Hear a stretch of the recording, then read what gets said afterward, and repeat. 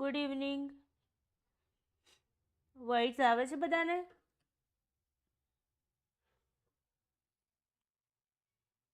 Good evening. આવી જાઓ ભાઈ બધા.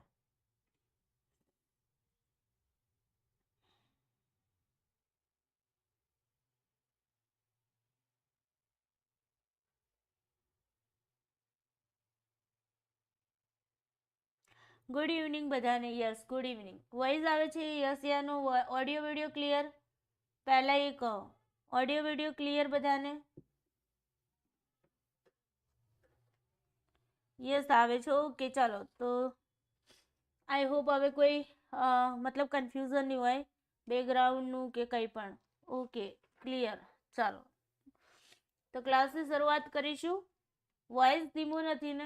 ડેલી કરતાં થોડો ધીમો રહેશે વોઇસ. ઓકે, યા બાકી કોઈ પ્રોબ્લેમ નહીં હોય. ચાલો શરૂઆત કરીએ ક્લાસની. નમસ્કાર મિત્રો, હું છું આરતી પ્રજાપતિ. સ્ટડી ઓફ સાયકોલોજીમાં આપ સૌનું હાર્દિક સ્વાગત કરું છું. આજના ક્લાસની અંદર મિત્રો આપણે અભ્યાસ પદ્ધતિઓમાં જે સ્ટ્રેટ આપણે પ્રયોગ પદ્ધતિ વિશે ભણવાનું છે. ઓકે, યા આવી જાઓ ત્યાં સુધી બધા. આપણે આપણો જે મેન ટોપિક છે એના સુધી પહોંચી જઈએ.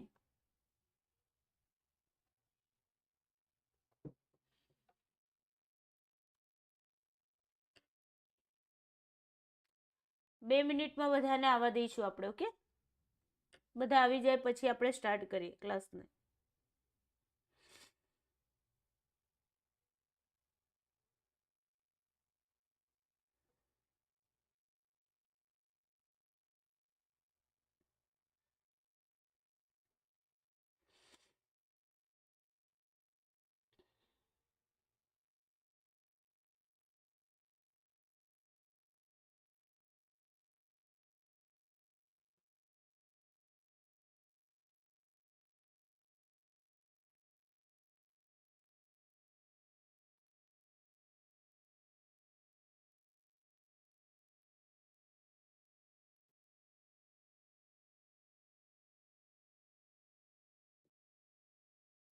ઓકે, આવવા દઈએ બધાને. ચલો,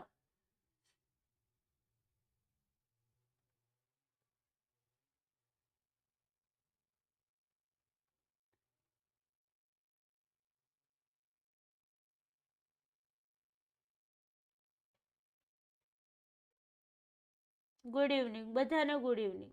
આવી જાઓ બધા. ચલો, ઓકે.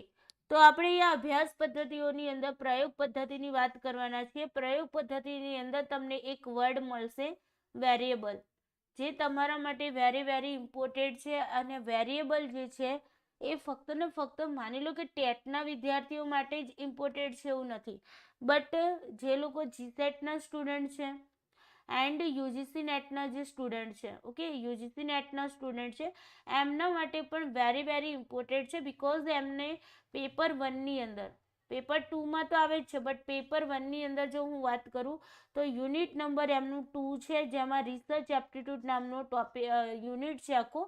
એમાં રિસર્ચના જે સ્ટેપ્સ છે એની અંદર વેરિયેબલની વાત આવે છે. ઓકે, તો વેરિયેબલ વિશેનું જે બેઝિક માહિતી તમારે જોઈતી હોય તો આજનો વિડીયો તમારા માટે ખૂબ જ ઇમ્પોર્ટન્ટ છે. ગાંધી આઈસ એક વખત કમેન્ટ લખશો તો પણ એનો આન્સર મળશે, નહીં લખો તો બી મળશે. આટલી બધી વખત એકની એક કમેન્ટ કરવાનો કોઈ મતલબ નથી. ઓકે, જે સેટનો રિઝલ્ટ જ્યારે આવવાનું છે ત્યારે આવશે. ક્યારે આવશે મેં ટેલિગ્રામ ચેનલમાં કહી દીધું છે કે જે સેટનું રિઝલ્ટ તમારું હવે ઇલેક્શન પછી જ આવશે. ઓકે, બધા ઇલેક્શન ડ્યુટીમાં બિઝી છે એટલા માટે ઇલેક્શન પહેલાં મને નથી લાગતું કે રિઝલ્ટ પોસિબલ બને. ઓકે, સો તમારું જે રિઝલ્ટ છે એ તમારું આવશે ઇલેક્શન પછી. ઓકે, તો આટલા બધા મેસેજ એક સાથે કરવાનો કોઈ મિનિંગ નથી. કોપી કરીને કોપી પેસ્ટ કરવાની નવરાઈ તમારી પાસે છે, બટ બીજા બધા વિદ્યાર્થીઓ પાસે નથી. ચાલો, ઓકે, વોઇસ બધાને ક્લિયર છે? ઓકે, તો સ્ટાર્ટ કરીએ ક્લાસને. પ્રેઝન્ટેશન આપી દો બધા. ચલો, થમ્સઅપ આપી દો, ખબર પડે ક્લાસને સ્ટાર્ટ કરવો કે નહીં. ઓકે, ચલો.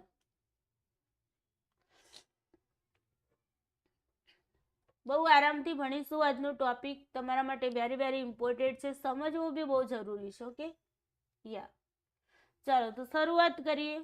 ઇન્સ્ટ્રક્શન થોડી છે નાની એવી કે ભાઈ તમે જીસેટની પ્રિપેરેશન કરતા હોય, યુજીસી નેટની પ્રિપેરેશન કરતા હોવ, ટેટની પ્રિપેરેશન કરતા હો, તો એમના માટે આપણી યુટ્યુબ ચેનલનું નામ છે આરતી પ્રજાપતિ. સાયકોલોજી જે તમારું પાર્ટ 1ની અંદર આવે છે ટેટના વિદ્યાર્થીઓને, પ્લસ જીસેટના વિદ્યાર્થીઓને પાર્ટ 2માં જે લોકોને સાયકોલોજી સબ્જેક્ટ છે. ઓકે, તો એવા મિત્રો માટે આપણી અલગથી યુટ્યુબ ચેનલ છે જેનું નામ છે સ્ટડી ઓફ સાયકોલોજી, જેના ઉપર તમે અત્યારે વિડીયો જોઈ રહ્યા છો. અને એસએસ માટે શોર્ટ ટર્મમાં બસ આટલું અઠવાડિયું આપી દો સરને, એના પછી સર તમારા ક્લાસ એમસીક્યુઝ તમારા સ્ટાર્ટ કરશે એસએસના. ઓકે, જે તમારા સ્ટેન્ડર્ડ 6 to 8ના રહેશે, 6 to 8ના જે તમારા એમસીક્યુઝ રહેશે. ઓકે, તો સર હવે શોર્ટ ટર્મમાં સ્ટાર્ટ કરી દેશે, સો વેઇટ કરો. એન્ડ ટેટના ટેલિગ્રામ ચેનલ માટે અહીંયા લિંક આપી છે, એ મુજબ સર્ચ કરી જોઈન થઈ શકો છો. એસએસના જે પણ વિદ્યાર્થીઓ છે એમના માટે અહીંયા લિંક આપેલી છે, એ મુજબ લિંક સર્ચ કરી અને તમે ત્યાં જોઈન થઈ શકો છો. Okay, yeah thank you so much. તમારા બધાની પ્રેઝન્ટેશન બોલાઈ ગઈ છે. યસ, મન પરમાર હાલ કયું એસએસના ક્લાસ એકચ્યુઅલીમાં સર થોડા ઇલેક્શન ડ્યુટીમાં બિઝી છે, બીએલઓની કામગીરી છે એમને, સો એટલા માટે એમણે ક્લાસ સ્ટાર્ટ નથી કર્યા. બટ હવે ઇલેક્શન થોડું મતલબ એનું માહોલ થોડો ઓછો થવા દો, એના પછી તમારા સ્ટાર્ટ થઈ જશે. ઓકે, કન્ટેન્ટમાં એવું છે કે કન્ટેન્ટ કરાવવાનું હશે તો હું કન્ટેન્ટ કરાવી દઈશ તમને, don't worry. But sir MCQs તમને કન્ટેન્ટ બેઝ જ કરાવશે. ઓકે, મતલબ તમે કન્ટેન્ટ નહીં વાંચો તો બી ચાલશે, સર એક ક્વેશ્ચન કન્ટેન્ટમાંથી જ લેવાના છે. ઓકે, ચાલો શરૂઆત કરીએ. પ્રયોગ પદ્ધતિ. પ્રયોગ પદ્ધતિ એટલે શું? Experimental method. તો અહીંયા જુઓ, સાયકોલોજીની અંદર પ્રયોગ પદ્ધતિ એક એનું હાર્દ કહેવાય છે, એનું મૂળ હાર્દ કહેવાય છે પ્રયોગ પદ્ધતિ. કારણ કે કોઈ પણ વિજ્ઞાન હોય, ઓકે, કોઈ પણ વિષય અભ્યાસ વસ્તુ વિષય વસ્તુ હોય, જો એને તમારે વિજ્ઞાન બનાવવું હોય તો તમારે એમની અંદર પ્રયોગ પદ્ધતિનો યુઝ કરવો પડે, નહીતર તમે એ જે તે વિષય વસ્તુ હોય એને પ્રયોગ મતલબ વિજ્ઞાન તરીકે તમે દર્શાવી શકો નહીં. સાયન્ટિફિક તરીકે જો તમારે કોઈ વિષય વસ્તુને અપનાવવું હોય તો તમારે એની અંદર પ્રયોગ પદ્ધતિનો યુઝ કરવો પડે, હે ને. જેમ કે અહીંયા જોઈએ તો વિજ્ઞાનનો દરજ્જો અપાય. હવે તમને ખબર હશે, આપણે શરૂઆતમાં વાત કરી હતી કે મનોવિજ્ઞાન હતું એ આત્માનું વિજ્ઞાન હતું. આત્માના વિજ્ઞાન બાદ તે શું બન્યું ભાઈ? આત્માના વિજ્ઞાન બાદ શું બન્યું હતું? મનનું વિજ્ઞાન બન્યું. મનનું વિજ્ઞાન બન્યા બાદ તે ચેતનાનું વિજ્ઞાન બન્યું, હે ને. તો એ ચેતનાના વિજ્ઞાનની સફર જ્યારે શરૂ થઈ મનોવિજ્ઞાન, ત્યારે મનોવિજ્ઞાનને એક વિજ્ઞાન તરીકેનો દરજ્જો મળ્યો હતો. જ્યાં સુધી તે આત્મા અને મનનું વિજ્ઞાન કહેવાતું હતું ત્યાં સુધી તે તત્વજ્ઞાનની શાખા હતી. મતલબ તત્વજ્ઞાનનો શું હતું? એક ભાગ હતો. મનોવિજ્ઞાનની વાત કરું છું, કે ધ્યાન રાખીશું. તો મનોવિજ્ઞાન શરૂઆતમાં આત્માનું વિજ્ઞાન કહેવાયું, એના પછી મનનું વિજ્ઞાન કહેવાયું. જ્યાં સુધી તે આત્મા અને મનનું વિજ્ઞાન હતું ત્યાં સુધી તેને વિજ્ઞાન તરીકેનો દરજ્જો આપવામાં આવ્યો નહોતો.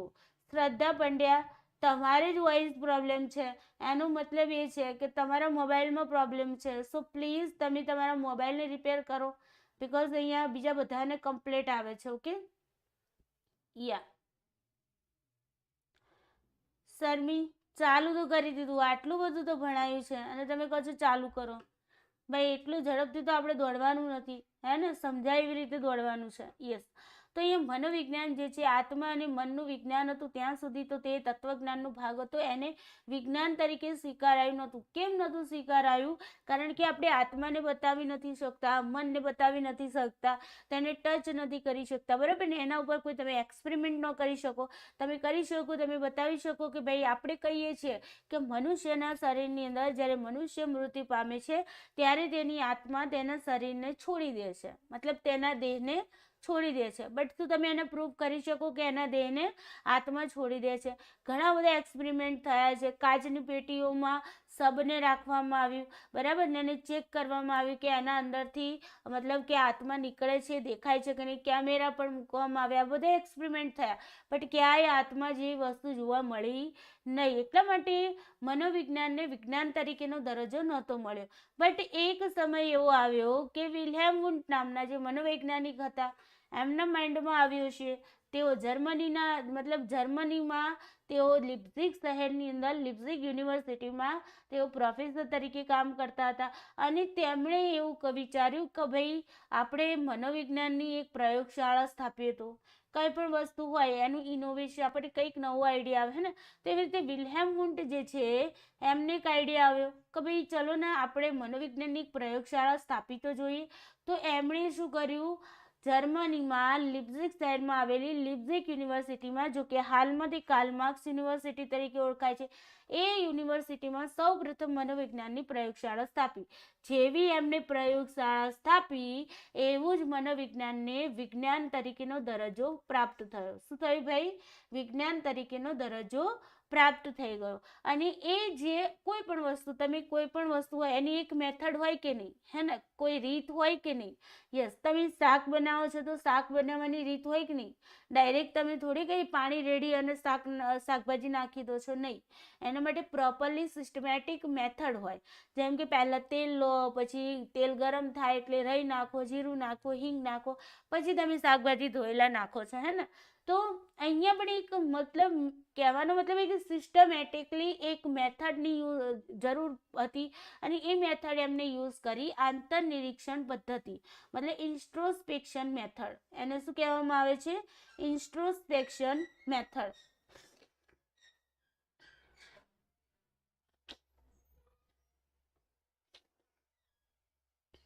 યસ તુલસી વાળું પાણી ભાઈ દરરોજ તુલસી ચામાં તુલસી નાખીને પીવું છું બટ મોસમ છે ને સિઝનને આપણે કંટ્રોલ ન કરી શકીએ આગળ આવશે તમારે વેરિયેબલમાં સિઝનને કંટ્રોલ ન કરી શકાય હે ને શિયાળાની શરદી થવું એ સ્વાભાવિક વસ્તુ છે એને આપણે કંટ્રોલ ન કરી શકીએ હે ને યસ તો આંતરનિરીક્ષણ પદ્ધતિનો એમણે ઉપયોગ કર્યો પ્રાયોગિક અભિગમ અપનાવ્યો બરાબર ને એના કારણે મનોવિજ્ઞાનને શાનો દરજ્જો મળ્યો ભાઈ વિજ્ઞાનનો દરજ્જો મળ્યો બિકોઝ એની અંદર પ્રયોગ પદ્ધતિનું પ્રાયોગિક રીતે એને અપનાવવામાં આવ્યું હતું હે ને આંતરનિરીક્ષણ પદ્ધતિનો યુઝ થતો હતો બટ સાથે પ્રયોગ પદ્ધતિ મતલબ તે પ્રયોગ કરવામાં એક્સપેરિમેન્ટ કરવામાં આવતું હતું ઓકે સાથે સાથે આપણે વિલ્હેમ વુન્ટની વાત કાઢી છે તો એ તમને ડાયરેક્ટલી ક્વેશ્ચન આવી શકે વિલ્હેમ વુન્ટના શિષ્ય કોણ હતા જો કે આપણે ભણાવેલું છે અગાઉ પહેલા જ ક્લાસમાં તો એમના શિષ્યનું નામ ટીચનર અથવા તો ટીચનર શું કહેવાશે ટીચનર અહીંયા તમે જોઈ શકો છો ટીચનર ઓકે તો ટીચનર કહો કે ટીચનર કહો બંનેનું નામ એક જ છે તો અહીંયા પણ આપણે કન્ફ્યુઝ નથી થવાનું ક્લિયર વ્યાખ્યાઓ જોઈએ પ્રયોગની તો પ્રયોગ એટલે શું કોને કહેશો તમે પ્રયોગ કોને કહીશું આપણે કહીએ તો છીએ ભાઈ હમણાં જસ્ટ સાયન્સ ફેર પણ ગયો હશે બધા પ્રાઇમરી સ્કૂલોમાં પ્રયોગ કોને કહીશું તો પ્રયોગ એટલે નિયંત્રિત પરિસ્થિતિમાં કરવામાં આવતું નિરીક્ષણ મતલબ કંટ્રોલ કરેલી સિચ્યુએશન જે છે એને કંટ્રોલ કરીને આપણે નિરીક્ષણ કરીએ છીએ ને જેમ કે લેબોરેટરીમાં તમે કોઈ પ્રયોગ કરી રહ્યા છો તો ત્યાં એક વસ્તુ મતલબ નેચરલી કશું નહીં હોય હે ને ત્યાં કેવું હશે નિયંત્રિત વાતાવરણ હશે યસ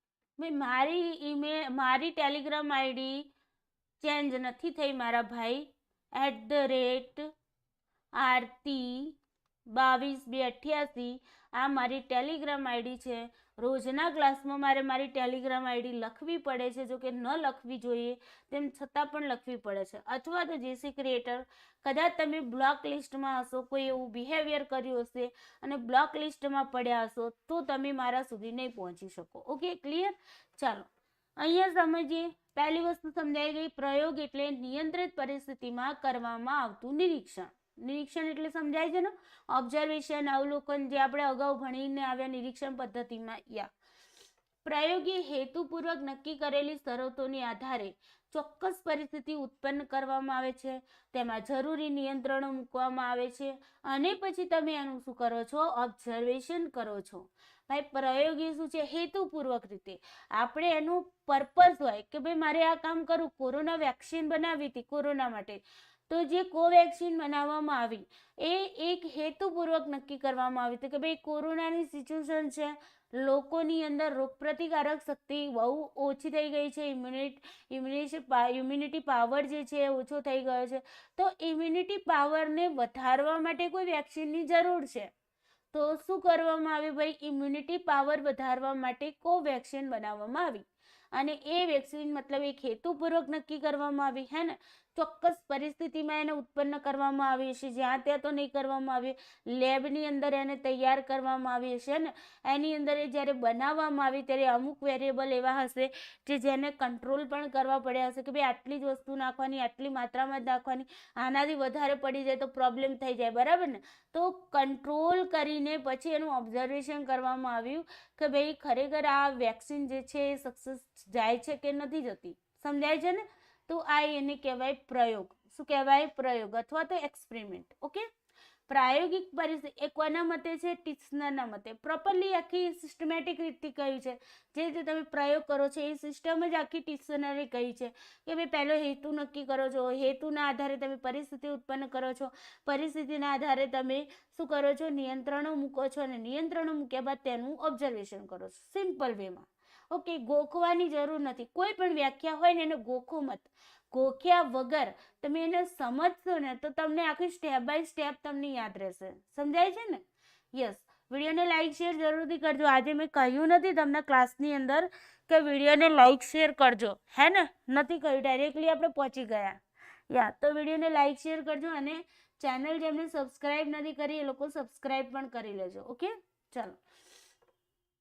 પીએફ એન્ડરસને શું કહ્યું? અહીંયા તમને એક્ઝામની અંદર વ્યાખ્યાઓ પણ પૂછાતી હોય છે કે ભાઈ આ પ્રયોગ વિશે કોણે શું વાત કરી. ઓકે, જસ્ટ એક્ઝામ્પલ, આ રીતે તમને ક્વેશ્ચન આવતા હોય છે. ઓકે, તો અહીંયા બીએફ એન્ડરસને શું કહ્યું કે પ્રાયોગિક પરિસ્થિતિમાં એક પરિવર્ત્યમાં હેતુપૂર્વક ફેરફાર કરી તે ફેરફારની અન્ય પરિવર્ત્ય પર શું અસર થાય છે તે જાણવા માટે બે પરિવર્ત્યના પરસ્પરના સંબંધનું કરવામાં આવતું નિરીક્ષણ. એકદમ પરફેક્ટ વ્યાખ્યા કહેવી હોય તો આને કહી શકાય. પ્રાયોગિક પરિસ્થિતિ કોને કહીશું? જ્યાં તમે કંટ્રોલ કરી દો છો, બરાબર ને, સિચ્યુએશનને કંટ્રોલ કરીને રાખો છો, અને પછી તમે ત્યાં શું કરો છો? એક વેરિયેબલ, પરિવર્ત્યને આપણે શું કહીશું? વેરિયેબલ. મેં અગાઉ પણ તમને વાત કરી, વેરિયેબલ વર્ડ આવશે. વેરિયેબલ, પરિવર્ત્ય, ચલ, જેને આપણે ચલ કહીએ છીએ, ચાલતું રહે. ચલ એટલે ચાલતું રહે, મતલબ કે જે ચેન્જીસ થતું હોય, હે ને, જે કેવું થતું હોય? ચેન્જીસ થતું હોય. તો એકની અંદર આપણે શું કરીએ છીએ?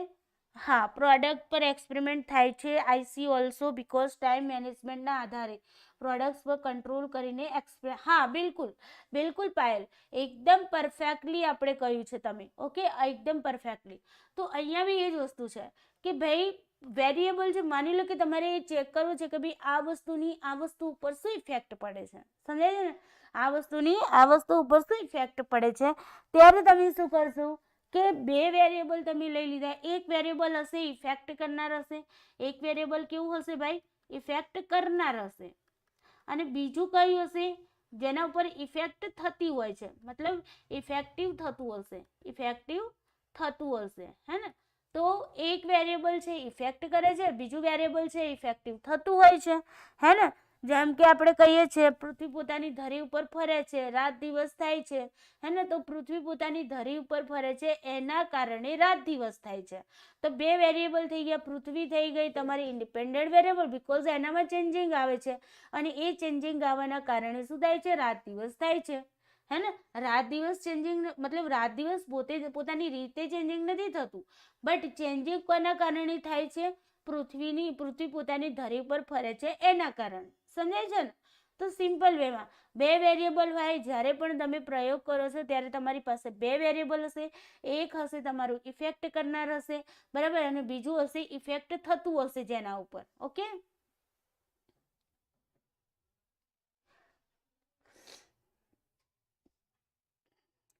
ઓકે, હું ચેક કરી લઈશ, બરાબર. જેસી ક્રિએટર આપ મને એ કહો કે તમે કયા નામથી મને મેસેજ કરી રહ્યા છે, તો હું ચેક કરી લઈશ. ઓકે, કે મારા ટેલિગ્રામમાં તમારા નામથી કોઈ નામથી મેસેજ આવેલો છે કે નહીં, અને નહીં આવેલો, કદાચ માની લો કે બ્લોક કરેલા બી હશે સિચ્યુએશનને અકોર્ડિંગ, તો હું બ્લોક લિસ્ટમાં ચેક કરી લઈશ કે તમે કયા નામથી મને મેસેજ કર્યો છો. ઓકે, યા જે બદલતું રહે અને જે બદલાતું રહે, જે બદલતું રહે અને જે બદલાવ કરે છે, એ બે વેરિયેબલ છે, સિમ્પલ વેમાં. અને બે વેરિયેબલ પર મતલબ રિલેશન હશે ત્યારે ચેન્જ થાય ને.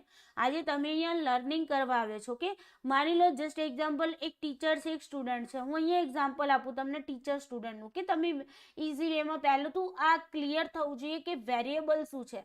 જ્યાં સુધી તમને વેરિયેબલ ક્લિયર નહીં થાય મિત્રો, ત્યાં સુધી તમે કંઈ જ નહીં કરી શકો. કે આપણે અહીંયા જસ્ટ એક્ઝામ્પલ સમજીએ કે અહીંયા એક ટીચર છે, અહીંયા સ્ટુડન્ટ છે.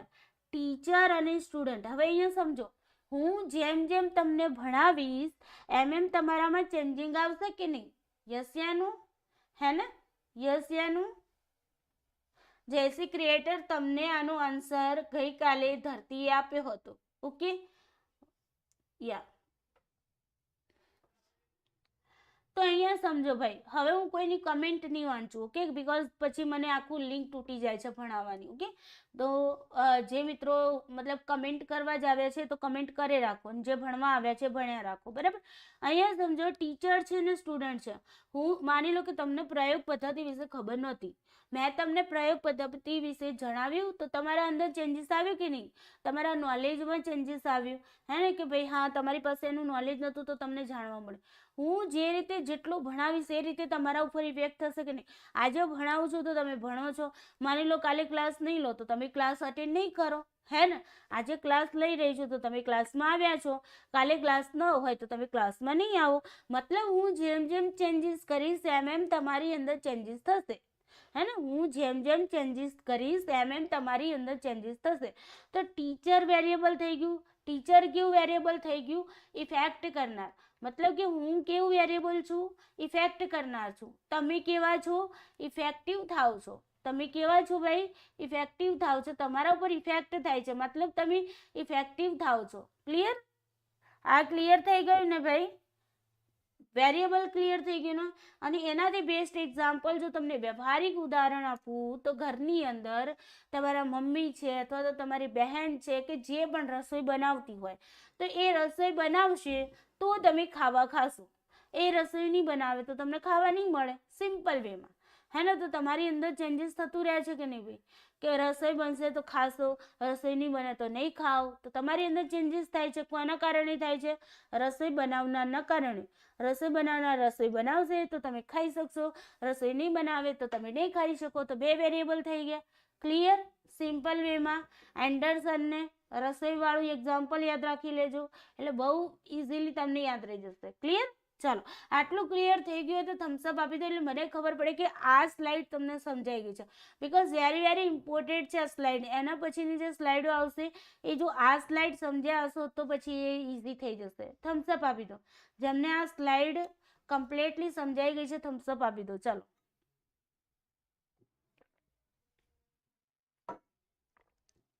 બિલકુલ. યા, હા, બિલકુલ બિલકુલ.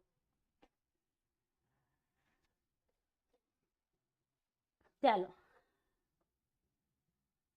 ડિપેન્ડેડ ઇન્ડિપેન્ડેન્ટ સુધી આવી ગયા. બહુ સરસ. જી સેટના સ્ટુડન્ટ્સ લાગો છો. યા, ચલો. ચલો, હવે પ્રયોગના લક્ષણ પહેલા જોઈ લઈએ કે ભાઈ પ્રયોગના લક્ષણો શું હોય, કોને આપણે પ્રયોગ કહી શકીએ? તો જેની અંદર નિયંત્રણ હોય, આપણે કંટ્રોલ કરી શકતા હોય, પરિવર્તન જેનામાં આપણે ચેન્જીસ કરી શકતા હોઈએ, હેરફેર કરી શકતા હોય, હસ્તપ્રયોજન કરી શકીએ, મોડિફિકેશન કરી શકીએ, બરાબર ને? પુનરાવર્તન જેનું આપણે રિપીટેશન કરી શકતા હોય. હવે જસ્ટ એક્ઝામ્પલ આપણે વાત કરીએ હતી કુદરતી નિરીક્ષણ પદ્ધતિની, તો એની અંદર આપણે ચેન્જીસ કરી શકીએ. જે ઘટના છે બની ગઈ, પતી ગઈ, એ ઘટનાને ફરીથી તમે રિપીટ ન કરી શકો. ધરતીકંપ છે, ધરતીકંપ આવ્યો, આવીને જતો રહ્યો, એને રિપીટ કરી શકો? ન કરી શકો. જ્વાળામુખી છે, એની જાતે કુદરતી રીતે નીકળી છે તો તમે એને ઊભી કરી શકો? ન કરી શકો, હે ને? વરસાદ આવે છે, એની રીતે આવે છે, એને ફરીથી તમે તમારી રીતે નથી લાવી શકતા. ઓકે, જસ્ટ હવે તો જો કે કૃત્રિમ વર્ષા પણ કરાવવામાં આવે છે, બરાબર ને? પણ એ કૃત્રિમ વસ્તુ રહેશે, કુદરતી એ કુદરતી વસ્તુ રહેશે, હે ને? તો પ્રયોગની અંદર કેવું હોય? પુનરાવર્તન થઈ શકતું હોય. ઓકે, મતલબ તમે ફરીથી એનું પ્રયોગ કરી શકો. કૃત્રિમ વર્ષા હશે તો તમે આજે કૃત્રિમ વર્ષા કરાવી તો 15 દિવસ પછી કૃત્રિમ વર્ષા કરાવી શકશો, હે ને? બાકી તમે એનું પુનરાવર્તન ન કરી શકો કુદરતી લેવલે. વસ્તુલક્ષીતા આપણે વાત કરી હતી, જેને આપણે શું કહીએ છીએ? ઓબ્જેક્ટિવિટી. ઓબ્જેક્ટિવિટી એટલે જ્યાં કોઈ પણ પ્રકારનો પક્ષપાત ન હોય, પૂર્વાગ્રહ ન હોય, તમારા વલણો અંદર એડ ન થતા હોય, અભિપ્રાયો એડ ન થતા હોય, તમારી માન્યતાઓ એડ ન થતી હોય, એને આપણે વસ્તુલક્ષિતા કહીશું. ક્લિયર? યા. ચલો હવે આને આપણે ડિટેલ્સમાં સમજીશું. પહેલી વસ્તુ નિયંત્રણ, જેને આપણે કહીએ છીએ કંટ્રોલ. ઓકે, જેને આપણે શું કહીએ છીએ? કંટ્રોલ.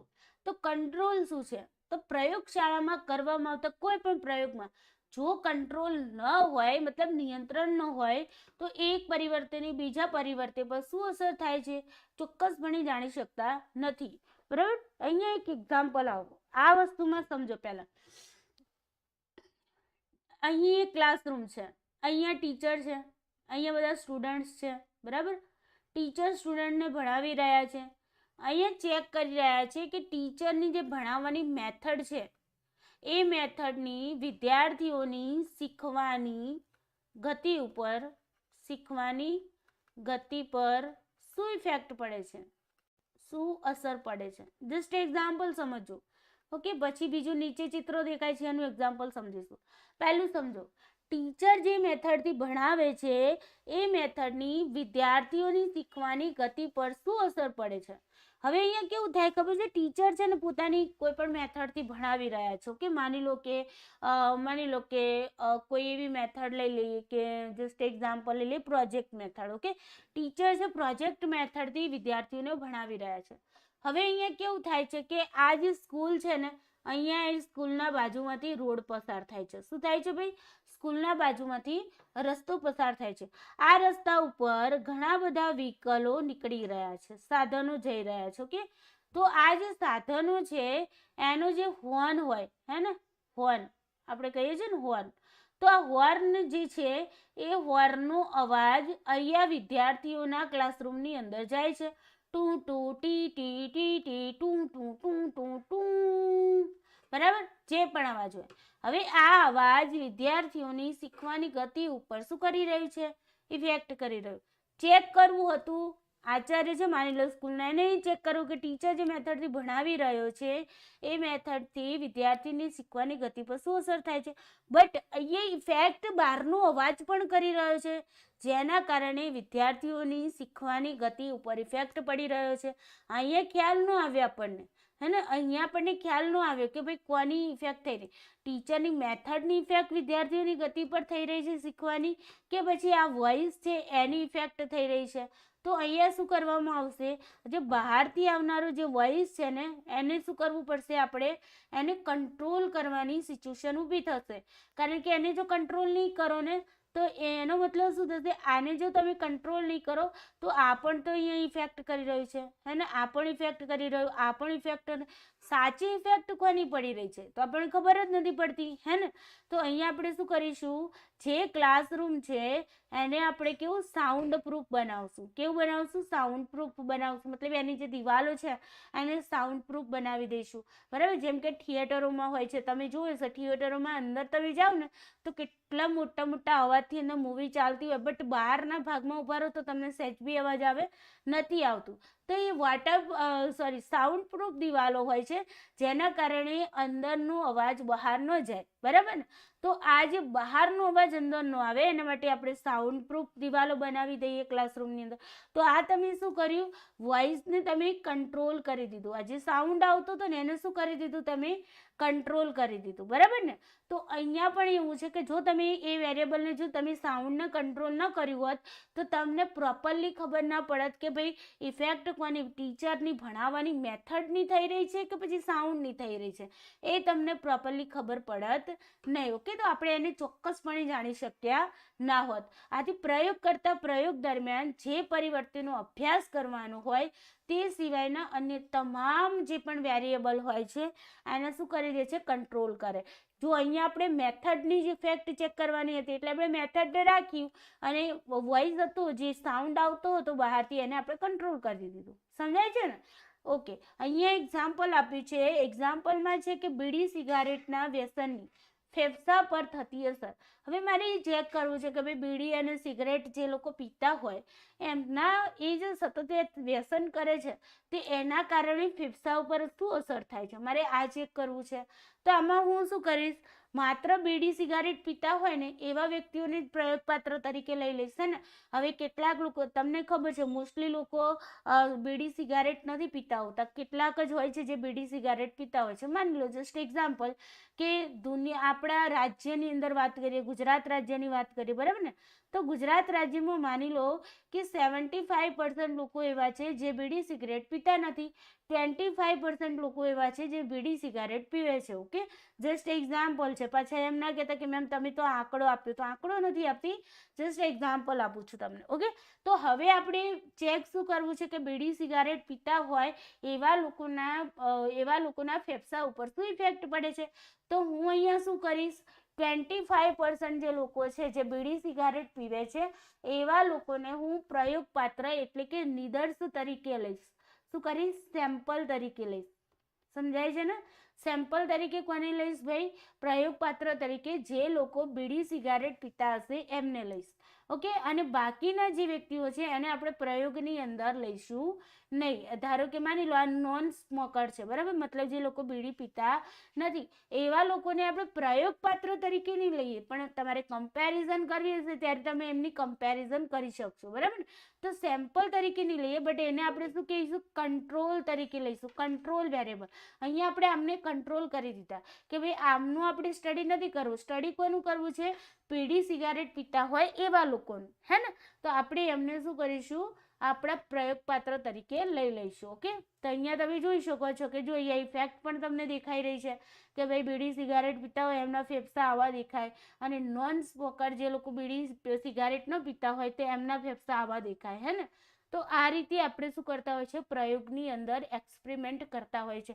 કંટ્રોલ કરવું જરૂરી છે. ઓકે, નહીં તો કંટ્રોલ ન કરો અને તમે બીડી સિગારેટ ન પીતા હોય એવાને લઈ લો, બીડી સિગારેટ પીતા હોય એવાને ફેફસા લઈ લો, તો કોઈ મતલબ નથી.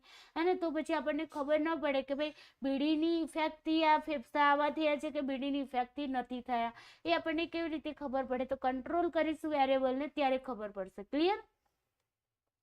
એના પછી છે પરિવર્તન, ચેન્જિંગ, હેરફેર, મોડિફિકેશન, હે ને. તો અહીંયા ચેન્જ કરતું રહેવું પડશે તમારે. પરિવર્તન એ પ્રયોગનું ખૂબ જ મહત્વનું લક્ષણ છે. ઇઝી વેમાં ક્વેશ્ચન તમને ડાયરેક્ટલી આપી દેશે. તમને ખબર છે કે સાયકોલોજીના જે ક્વેશ્ચન છે એ સાયકોલોજીની બુકમાંથી બેઠા આખા સ્ટેટમેન્ટ જ આપી દેતા હોય છે ક્વેશ્ચન રૂપે, બરાબર. તો અહીંયા જે પરિવર્તન એ પ્રયોગનું ખૂબ જ કેવું છે, મહત્વનું લક્ષણ છે. જો પ્રયોગમાં પરિવર્તન ન કરવામાં આવે તો પરિસ્થિતિ તેની તે જ રહે છે, તેથી અભ્યાસ શક્ય જ ન બને. ઓકે, હવે અહીંયા સમજો, જસ્ટ વેટ.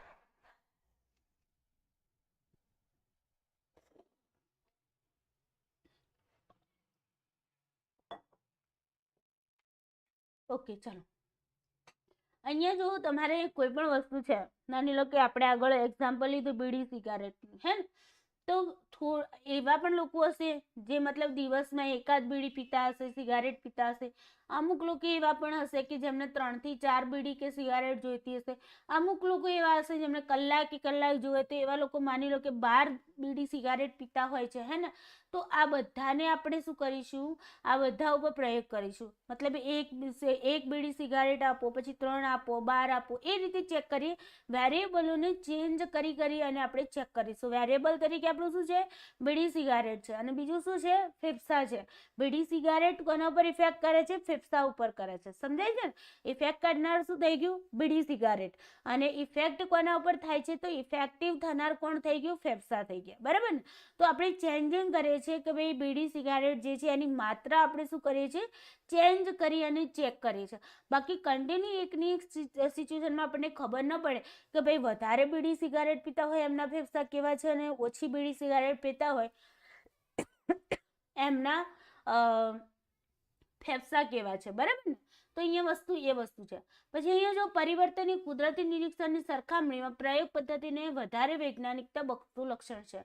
ચેન્જીસ કરી શકીએ છીએ. કુદરતી નિરીક્ષણમાં તમે કાંઈ ચેન્જ નથી કરી શકતા, હે ને, બટ અહીંયા તમે ચેન્જ કરી શકો છો. પ્રયોગ કરતા સ્વતંત્ર પરિવર્તનમાં એકથી વધારે વખત પરિવર્તન લાવી શકે છે. સ્વતંત્ર પરિવર્તી, હવે તમારી પાસે અહીંયા એક શબ્દ આવે સ્વતંત્ર પરિવર્તી. સ્વતંત્ર પરિવર્તી શું આગળ આપણે સમજીશું, બટ હું અહીંયા સમજાવું કે સ્વતંત્ર પરિવર્તી એવું કે જે પોતે ચેન્જ નથી થતું, પણ એ શું કરે છે, બીજાને ચેન્જ કરે છે. સમજાય છે ને, પોતે ચેન્જ થતું નથી પણ એ શું કરે છે, બીજાને ચેન્જ કરે છે. અહીંયા એક્ઝામ્પલ તરીકે લઈએ, અંગ્રેજો જ્યારે ભારતમાં આવ્યા અને એમની સત્તા આવી, અંગ્રેજોની સત્તા આવી, તો અંગ્રેજો કેવા હતા, સ્વતંત્ર હતા. મતલબ કે એમની જો હુકમી આપણે આમ શું કહેવાય, ભારતના લોકો ઉપર કરતા હતા, ને ભારતના લોકો કેવા હતા, ગુલામ થઈ ગયા હતા. અંગ્રેજો કે એમ ભારતના લોકો કરતા હતા. તો અંગ્રેજો શું થઈ ગયું ભાઈ, સ્વતંત્ર પરિવર્તે. અને જે ભારતના લોકો હતા એ કેવા થઈ ગયા, જે ગુલામ હતા એ આધારિત પરિવર્તે. મતલબ એ લોકો અંગ્રેજો ઉપર ડિપેન્ડેડ હતા, બરાબર ને. એટલે અંગ્રેજો જે કે એ પ્રમાણે કામ કરતા હતા. તો અહીંયા સ્વતંત્ર પરિવર્તે એટલે જે પોતે ચેન્જ નથી થતા. જે અંગ્રેજો તે પોતે પોતાનામાં ચેન્જિંગ નતા કરતા, બટ ચેન્જિંગ કોનામાં કરતા હતા, ભારતીયો ઉપર ચેન્જિંગ કરતા હતા, ભારતીયોને ચેન્જ કરતા હતા. ભારતીયોને ચેન્જ કરી નાખ્યા, ભાઈ તમારે ઇંગ્લિશ બોલવું પડશે, તમારે ઇંગ્લિશ શીખવું પડશે. ભારતીયો કે ભાઈ અમારી હિન્દી ભાષા અમારી બરાબર છે, બરાબર ને. ગુજરાતીઓ કે અમારી ગુજરાતી ભાષા બરાબર છે, બટ નહીં, અંગ્રેજો તો ઇન્ડિપેન્ડન્ટ વેરિયેબલ હતા, સ્વતંત્ર પરિવર્તી હતા. એટલે એ કે અમે કહીએ એમ તમે કરો, અને આપણે હતા એમના ઉપર ડિપેન્ડેડ. એટલે આપણે શું કર્યું, એમણે કહ્યું અને આપણે એમને એક્સેપ્ટ કર્યા. તો વસ્તુ અહીંયા આ છે, બરાબર. સ્વતંત્ર પરિવર્તી છે એમાં ચેન્જ કરી શકીએ, બટ જે ડિપેન્ડેડ વેરિયેબલ છે, આધારિત પરિવર્તીઓ છે, એને આપણે ચેન્જ ન કરી શકીએ. અહીંયા જસ્ટ એક્ઝામ્પલ બીડી સિગારેટનું લીધું, તો ચેન્જ કોણ કરે છે, તો બીડી સિગારેટ કરે છે, બીડી સિગારેટ કરે છે, હે ને. કોને કરે છે, ફેફસાને કરે છે. તો અહીંયા જુઓ, ફેફસા જે ચેન્જ થાય છે, ફેફસા શું છે, ચેન્જ થાય છે. તો ફેફસા કેવું થઈ જશે, આધારિત. આ આધારિત પરિવર્ત્ય છે, ઓકે. અને બીડી જે છે, બીડી સિગારેટ છે, કેવા છે, સ્વતંત્ર છે. એ તો સ્વતંત્ર છે. એની માત્રા વધારો તો ફેફસા વધારે ખરાબ થાય, એની માત્રા ઓછી કરો તો ફેફસા ઓછા ખરાબ થાય. અને બિલકુલ પણ ન પીવો તો તમારા ફેફસા સ્વસ્થ રહે, બરાબર ને. તો અહીંયા સ્વતંત્ર પરિવર્ત્ય છે, એની અંદર આપણે ચેન્જીસ, મતલબ આપણે એને શું કરી શકીએ, વધારે ઘટાડો એની અંદર કરી શકીએ, બટ ચેન્જ કોણ થશે, ફેફસા થશે, ઓકે. બીડી સિગારેટને ચેન્જ ન કરી શકાય, એને આપણે ચેન્જ ન કરી શકાય, બટ એની માત્રાને ચેન્જ કરી શકાય. સમજાય છે ને. તો અહીંયા પરિવર્તનની વાત છે. તો સ્વતંત્ર પરિવર્તનમાં આપણે એકથી વધારે વખત એનામાં પરિવર્તન લાવી શકીએ. મતલબ કે એક વખત એને માની લો કે ઓછી બીડી સિગારેટ આપો, પછી વધારે આપો, બરાબર ને, એનાથી વધારે આપો, એ રીતે આપણે એને ચેન્જ કરી શકીએ. તો વેરિયેબલને ચેન્જ કરશો, જેવી રીતે ચેન્જ કરશો એવી રીતે ડિપેન્ડેડ વેરિયેબલ ચેન્જ થતું રહેશે, ઓકે. ઉદાહરણ તરીકે એ એક્ઝામ્પલ, પ્રબલનની શીખવાની ગતિ પર થતી અસર. પ્રબલન એટલે રેઇન્ફોર્સમેન્ટ, રેઇન્ફોર્સમેન્ટ, ઓકે. પ્રબલન એટલે રેઇન્ફોર્સમેન્ટ. હવે રેઇન્ફોર્સમેન્ટ એટલે મેં તમને કહ્યું કે ભાઈ તમે ફર્સ્ટ નંબર લાવશો તો હું તમને ઇનામ આપીશ. મમ્મીએ કહ્યું, પપ્પાએ કહ્યું કે જો તું ટેટની એક્ઝામમાં 130+ માર્ક્સ લાવીશ, અથવા તો જીસેટની એક્ઝામમાં ક્વોલિફાઈડ થઈશ, અથવા તો યુજીસી નેટની એક્ઝામમાં ક્વોલિફાઈડ થઈશ, ઓકે, તો હું તને સરસ મજાનું એક્ટિવા લઈ આપીશ. સમજો, હે ને. યા શું કીધું મમ્મી પપ્પાએ? મમ્મી પપ્પાએ કહ્યું ટેટની એક્ઝામમાં 130+ માર્ક્સ લાવીશ તો હું તને એક્ટિવા લઈ આપીશ, અથવા તો મમ્મી પપ્પાએ કહ્યું કે તું જીસેટમાં ક્વોલિફાઈડ થઈશ તો એક્ટિવા લઈ આપીશ, અથવા તો યુજીસી નેટની એક્ઝામમાં ક્વોલિફાઈડ થઈશ તો તને એક્ટિવા લઈ આપીશ. તો આ એક્ટિવા શું થઈ ગયું ભાઈ? રેઇન્ફોર્સમેન્ટ થઈ ગયું. શું થઈ ગયું? રેઇન્ફોર્સમેન્ટ થઈ ગયું. તો રેઇન્ફોર્સમેન્ટથી હવે તમને તમારે એક્ટિવાની જરૂર હતી, તમને હતું કે તમારા ફ્રેન્ડ સર્કલમાં બધા એક્ટિવા યુઝ કરે છે તો મારે બી કરવું છે. તમારી સામે એક સમસ્યા એ રીતે મૂકી દીધી કે ભાઈ તારે શું કરવું પડશે? આટલું અચીવ કરવું પડશે. આ અચીવ કરીશ તો તને મળશે, બરાબર ને? તો પ્રોબ્લેમ, તમે એક્ટિવાની લાલચની અંદર તમે શું કરશો? સ્કોરને વધારવાનો પ્રયત્ન કરશો. ટેટમાં 130+ માર્ક્સ લાવવાનો પ્રયત્ન કરશો. જીસેટ ક્વોલિફાઈડ થવા માટેનો પ્રયત્ન કરશો. યુજીસી નેટ ક્વોલિફાઈડ થવાનો પ્રયત્ન કરશો, બરાબર ને? તો આની અંદર એવું પણ બની શકે તમે એમ કહો કે નહીં મમ્મી પપ્પા 130+ માર્ક્સ લાવો તો બહુ અઘરું કામ છે હો, તો હવે મારે શું કરવું? તો પપ્પા કહેશે કઈ વાંધો નહીં બેટા, તારે 120 માર્ક્સ લાવવાના. Just wet, okay?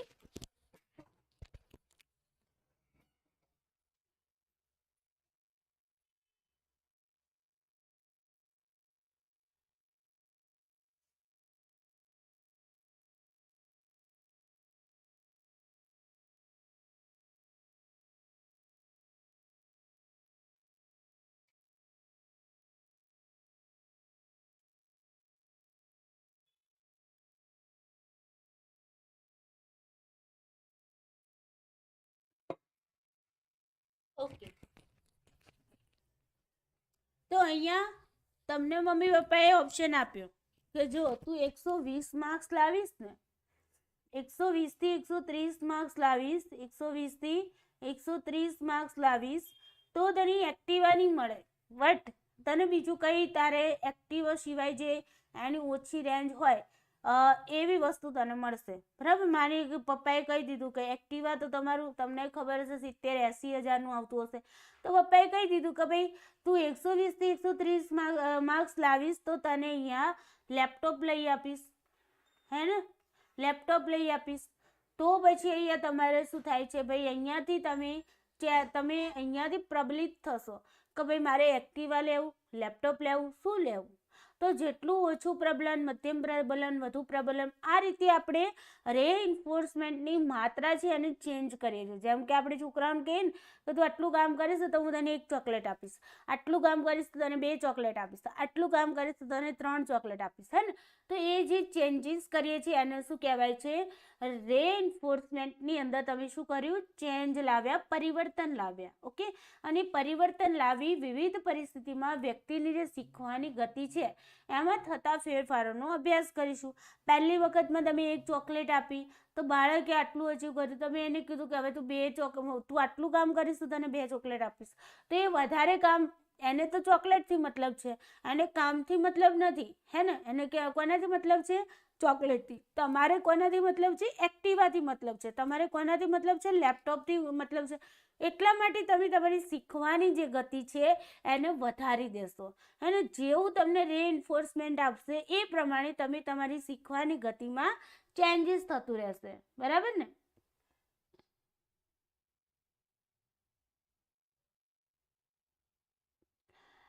મારું વિમળાબેન, ટેટમાં કંઈ નથી આવડતું તો અહીંયા હું ભણાવું છું, ભણો, શીખો અને બધું આવડશે, બરાબર ને? યા, ચાલો. તો અહીંયા સમજાયું પરિવર્તનમાં મતલબ જે ઇન્ડિપેન્ડન્ટ વેરિયેબલ છે, જે બીજા વેરિયેબલને ઇફેક્ટ કરે છે, એ જે વેરિયેબલ છે એની માત્રામાં તમે વધારો ઘટાડો કરો છો એને કહેવાય પરિવર્તન. સમજાય છે ને? તો પ્રયોગ કરતા જે પણ એક્સપેરિમેન્ટ કરનાર વ્યક્તિ હશે એ શું કરશે? સ્વતંત્ર પરિવર્તનમાં 1 થી વધારે વખત પરિવર્તન પણ લાવી શકે છે. સમજાય છે ને?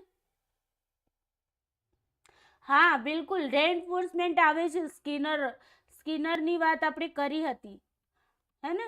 સ્કિનરની વાત આપણે ટીચિંગ એપ્ટિટ્યૂડમાં જીસેટમાં જે યુનિટ નંબર 1 છે એમાં કરી હતી, અને ટેટના વિદ્યાર્થીઓને પણ કહ્યું હતું કે ટીચિંગ એપ્ટિટ્યૂડના જીસેટમાં યુનિટ નંબર 1 ટીચિંગ એપ્ટિટ્યૂડ અચૂકથી વાંચીને જજો. બિકોઝ એ તમારા માટે વેરી વેરી ઇમ્પોર્ટન્ટ છે. તમારા સિલેબસ મુજબ જ તમને હું વિડીયો સજેસ્ટ કરું છું. કોઈ પણ વધારાનો વિડીયો તમને એમને જોવાનું કહેતી નથી. તમારા સિલેબસ મુજબ મને લાગશે કે આ વિડીયો તમારા કામનો છે તો એ જ વિડીયો તમને તમારા ટેલિગ્રામમાં મૂકવામાં આવશે અને સજેસ્ટ કરવામાં આવશે.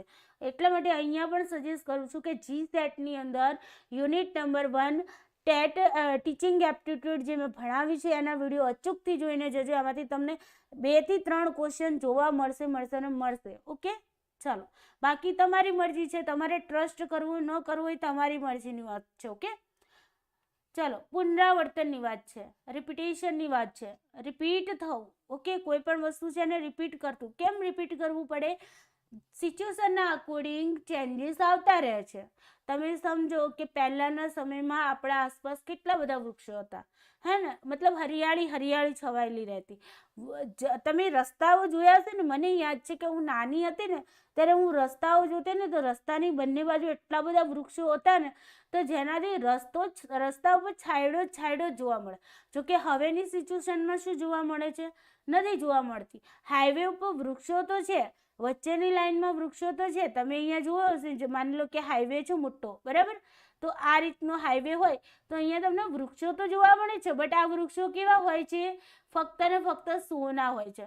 મતલબ કે એ તમને કઈ રોડ ઉપર છાંયડો આપે નહીં. હા, અહીંયા જે વૃક્ષો હશે એ છાંયડો આપશે, બટ ક્યાં આપશે? જે ફૂટપાથની જગ્યા થોડી હોય છે એટલી જગ્યામાં તમને આ વૃક્ષો શું કરે છે? છાંયડો આપે છે. વચ્ચેની જે જગ્યા છે ત્યાં તો તમને બિલકુલ છાંયડો નથી આપતા. તો ચેન્જિંગ થયું કે નહીં? પહેલાના સમયમાં એવું નહોતું. પહેલાના સમયમાં આખો રસ્તો વૃક્ષોના છાંયડાથી એકદમ મસ્ત રીતે શું હતું ભાઈ? ઢંકાયેલો રહેતો હતો, હે ને. બટ હવે ચેન્જીસ આવ્યું. તો પુનરાવર્તન એટલા માટે કરવું પડે કે ભાઈ રિપીટ એટલા માટે કરવું પડે કે ભાઈ સમયની સાથે આપણે આગળ ચાલી રહ્યા છીએ તો જે પણ આંકડા હોય, જે પણ પરિસ્થિતિ હોય એમાં બદલાવ આવવાનો છે. 2000 માની લો કે 2011માં વસ્તી ગણતરી થઈ હતી ત્યારે આંકડા અલગ હતા. હવે જો કે જ્યારે થશે વસ્તી ગણતરી ત્યારે આંકડા અલગ હશે. ચેન્જિંગ થાય છે. તો જો ચેન્જિંગ થાય છે તો રિપીટેશન કરવું પડે, ફરીથી આંકડા ચેક કરવા પડે. પછી એવું નહીં કે ભાઈ 2011ના આંકડા છે ફિક્સ જ છે, હે ને. 2011ના આંકડા છે ફિક્સ છે એવું તો રહેવાનું. કેટલી પબ્લિક વધી હશે, કેટલા જીવો જન્મ્યા હશે, કેટલા મૃત્યુ પામ્યા હશે, હે ને. તો ચેન્જિંગ આવે. તો જેટલું ચેન્જિંગ થાય છે એનું રિપીટેશન કરવું ખૂબ જરૂરી છે. ઓકે, બિલકુલ, હા, બિલકુલ.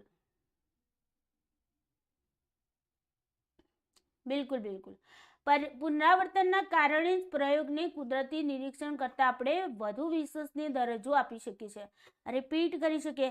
કુદરતી નિરીક્ષણમાં કહ્યું હતું રિપીટ નથી કરી શકતા, બટ અહીંયા તો રિપીટ કરી શકીએ છીએ, હે ને. જેમ કે કૃત્રિમ વર્ષા કરાવી હોય તો આજે પણ કરાવી શકીએ, 15 દિવસ પછી પણ કરાવી શકીએ, તો રિપીટ થઈ શકે છે, હે ને. બાકી તમે રિપીટ ન કરી શકો, હે ને. યસ. હવે કોવેક્સિન બનાવી, માની લો કોરોનાની વેક્સિન બનાવી હતી.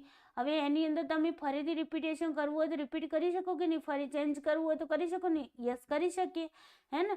તો આ રીતે એની અંદર રિપીટ થતું હોય છે. કુદરતી નૈસર્ગિક નિરીક્ષણમાં પુનરાવર્તન શક્ય હોતું નથી અને પુનરાવર્તન શક્ય ન હોવાથી એના જે પરિણામો છે એની આપણે ચકાસણી કરી શકતા નથી, બરાબર ને.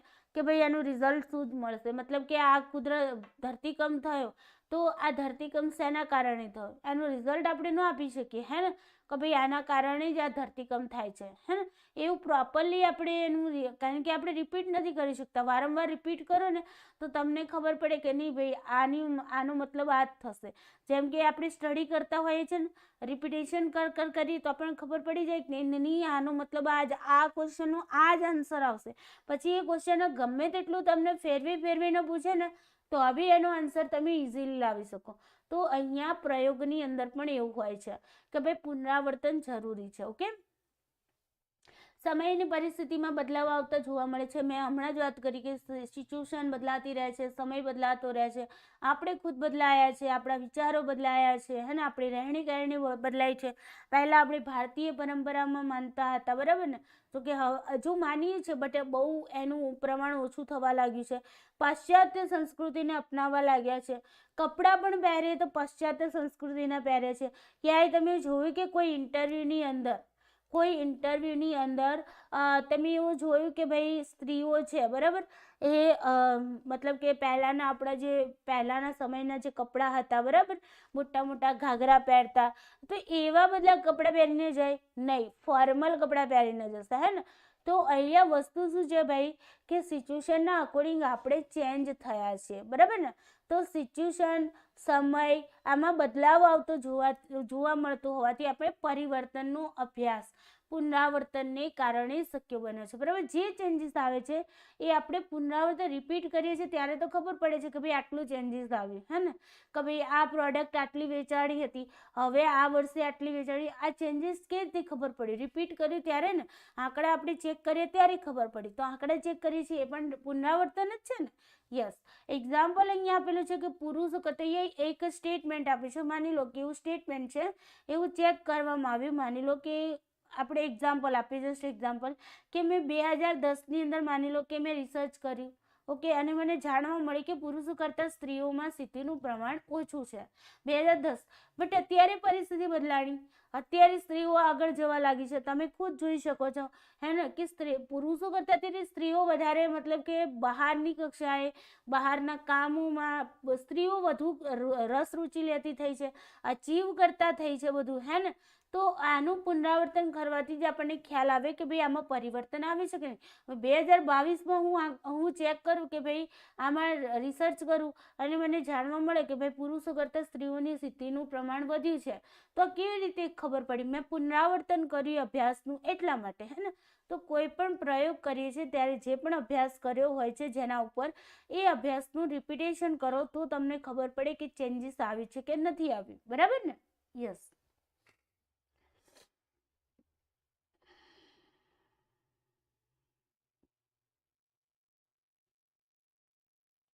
ઓકે, લાસ્ટ છે તમારું વસ્તુલક્ષીતા, ઓબ્જેક્ટિવિટી જેને કહેવામાં આવે છે. બહુ જ મતલબ જે લોકો જીસેટના, યુજીસી નેટના સ્ટુડન્ટ છે એમના માટે વેરી ઇમ્પોર્ટન્ટ શબ્દ છે. બિકોઝ યુજીસી નેટમાં તો આમાંથી ક્વેશ્ચન આવી જતો. ઓબ્જેક્ટિવિટી, સબ્જેક્ટિવિટી, આ બે વર્ડ પકડતા શીખ્યા તો તમે ક્વેશ્ચનનો આન્સર ઇઝીલી કરી શકશો. ઓબ્જેક્ટિવિટી એટલે કોઈ પણ પ્રકારનો પૂર્વાગ્રહ ન હોય, આપણું કોઈ પણ પ્રકારનો અભિપ્રાય, આપણું મંતવ્ય, આપણી માન્યતા, આપણા મનોવલણો, પક્ષપાત,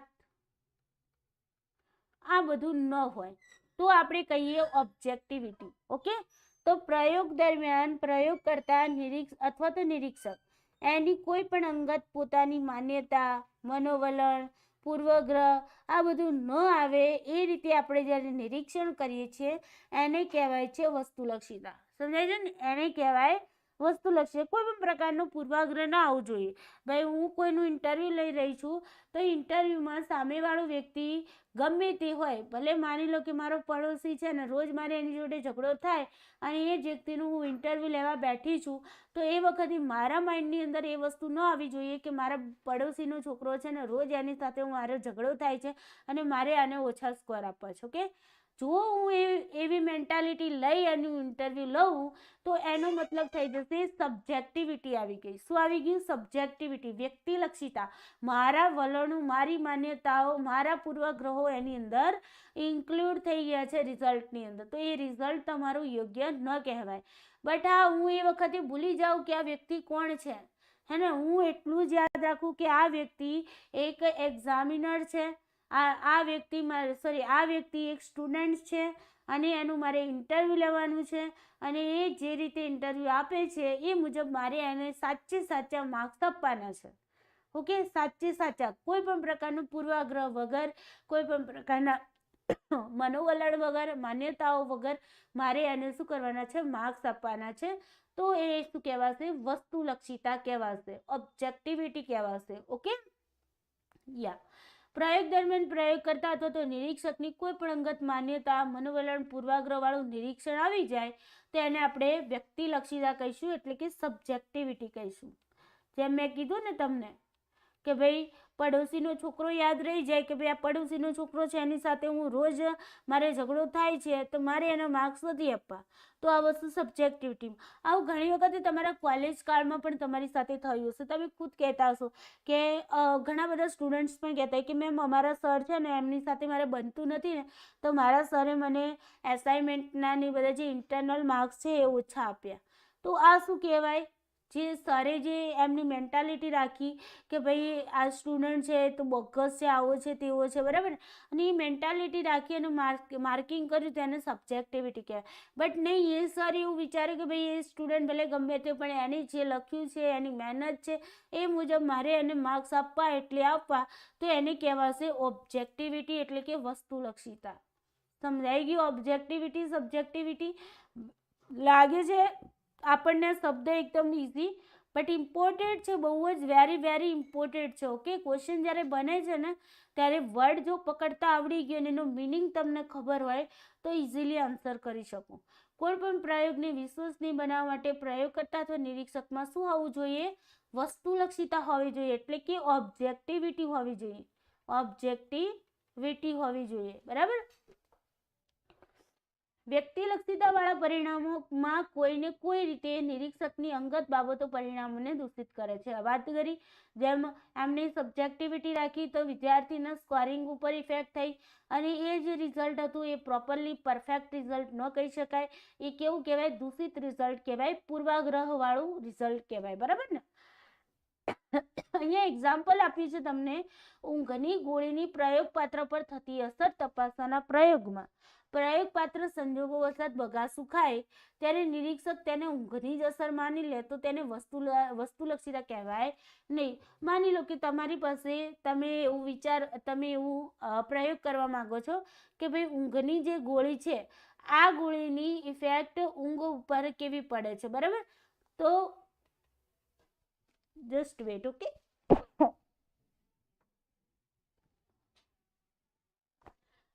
આજે શરદી ભારે કરી દીધું છે ભાઈ. ચાલો, ઊંઘની જે ગોળી છે એ ગોળીની અસર ઊંઘ ઉપર કેવી થાય છે, જો તમારે જોવું હોય અને તમે માની લો કે હજુ તો તરત જ ગોળી આપી છે, જસ્ટ ગોળી આપી છે અને કોઈ વ્યક્તિ છે, બરાબર, અથવા તો કોઈના ઉપર જેના પર સ્ટડી કરી રહ્યા છે, માની લો કે આ છોકરો છે એના પર સ્ટડી કરી રહ્યા છે અને આપણે ચેક કરી રહ્યા છીએ ઊંઘની ગોળીની એના ઉપર શું ઇફેક્ટ થાય છે. બટ જો એને ઊંઘની ગોળી હજુ તો આપી જ છે ને એ બગાસું ખાઈ લે છે, સોરી. ઓકે, તો એ બગાસું ખાઈ લે છે તો મતલબ આપણે એવું ન કહી શકીએ કે ભાઈ ઊંઘની ગોળીની જ અસર, હજુ તો પેટમાં બી નથી ગઈ ને એને બગાસું ખાધું, તો એનો મતલબ એ થોડી કહેવાય કે ભાઈ એ ઊંઘની ગોળીની અસર છે, હે ને. યસ, તો એની અંદર વસ્તુલક્ષીતા આવે નહીં. જો નિરીક્ષક છે, પ્રયોગકર્તા છે, એવું માની લે કે બગાસું આવી છે એનું કારણ ગોળી છે તો ખોટી વસ્તુ છે, અને બગાસું તો ગમે તે કારણથી આવે, હે ને. તમને બોરિંગ લાગતું હોય તો આ બી બગાસું આવે, એનો મતલબ એ થોડી છે કે ભાઈ તમારે એ ઊંઘની ગોળીની અસર થઈ છે, હે ને. તો વસ્તુલક્ષીતા ત્યાં હોવી જોઈએ, મતલબ કે વ્યક્તિલક્ષીતા ન હોવી જોઈએ. કે આજે માની લીધું કે ભાઈ આ બગાસું આવ્યું એ ઊંઘની ગોળીની જ અસર છે તો એ વ્યક્તિલક્ષીતા કહેવાશે. શું કહેવાશે? વ્યક્તિલક્ષીતા. ઓકે, યા. ચલો, હવે પરિવર્તે મેન ઇમ્પોર્ટન્ટ વસ્તુ બધા માટે, જીસેટ માટે, ટેટ માટે. લક્ષણો તમને કદાચ પૂછાઈ શકે ટેટમાં, કે એના લક્ષણો કયા કયા છે, નીચેનામાંથી કયા લક્ષણો પ્રયોગના છે, આવો તમને ક્વેશ્ચન પૂછાઈ શકે. તો આપણે એ ક્વેશ્ચન યાદ રાખીશું કે જીસેટ માટે, ટેટ માટે, યુજીસી નેટ માટે. Very important question. યુજીસી નેટમાં તો વેરિયેબલને લગતી ક્વેશ્ચન આવે છે. ઓકે, 100%. સાથે સાથે પીએચડી એન્ટ્રન્સ એક્ઝામ જે લોકો આપતા હોય, બરાબર ને, એમના માટે બી ઇમ્પોર્ટન્ટ. એમને તો એક ક્વેશ્ચન આવે. તો અમુક તો એવા મતલબ કે આજે જ લાઈવ તમારી સાથે હું લખું છું કેમ કે અઘરું લાગે છે. હા બિલકુલ કંઈ વાંધો નહીં, લખો લખો કંઈ વાંધો નહીં. ઓકે, શાંતિથી લખશો તો બી ચાલશે. ક્લાસ પૂરો થયા પછી તમે શાંતિથી સ્ટોપ કરીને લખશો તો બી ચાલશે. ઓકે, યા પરિવર્ત્ય એટલે એવી પરિસ્થિતિ, કોઈ પરિબળ, કોઈ ઘટના જેમાં આપણે શું કરી શકીએ છીએ, પરિવર્તન કરી શકીએ છીએ. એક ઇફેક્ટ કરે છે, એક ઇફેક્ટ થાય છે, તો મતલબ ચેન્જ તો બંનેમાં થયું, પરિવર્તન બંનેમાં થયું. આ ઇન્ડિપેન્ડન્ટ વેરિયેબલને ચેન્જ કરીએ છીએ, ઓછું વધારે કરીએ, બરાબર ને, તો ચેન્જિંગ એનામાં બી આવે છે. પહેલામાં ચેન્જિંગ શું આવે છે, પહેલામાં ચેન્જિંગ મતલબ ઇન્ડિપેન્ડન્ટ વેરિયેબલના કારણે આવે છે, હે ને. તો વસ્તુ તો બંને વેરિયેબલ તો એ છે કે જે ચેન્જ થતું રહે, હે ને, જે ચાલતું રહે, જે ચેન્જ થતું રહે, એને આપણે વેરિયેબલ અથવા તો પરિવર્ત્ય કહીએ છીએ. પ્રત્યેક પ્રયોગ જો તમને પરિવર્ત્યની જગ્યાએ ચલ શબ્દ પણ આપી શકે છે. ઓકે, તો ચલ, પરિવર્ત્ય બધાનું મિનિંગ એક જ છે. ઓકે, તો કન્ફ્યુઝ નહીં થવાનું. પ્રત્યેક પ્રયોગ શરૂ કરતા પહેલા પ્રયોગ કરતા જે તે પ્રયોગનું સમગ્ર પ્રયોગ કાર્ય કેવી રીતે કરવાનું છે તેનું સમગ્ર આયોજન તૈયાર કરે છે, જેમાં પરિવર્ત્ય ખૂબ જ ઇમ્પોર્ટન્ટ વસ્તુ છે.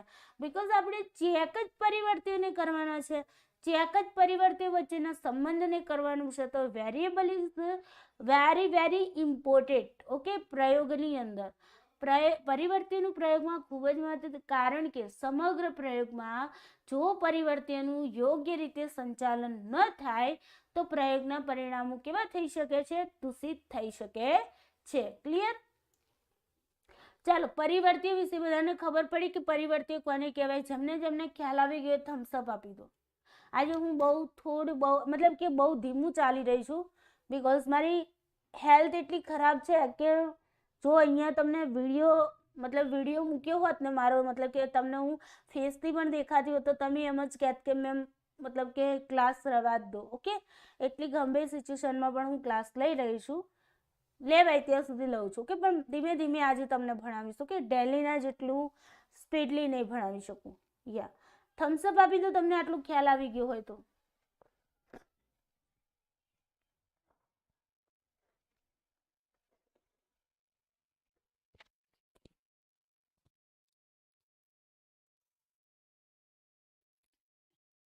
યા ઓકે, ચાલો.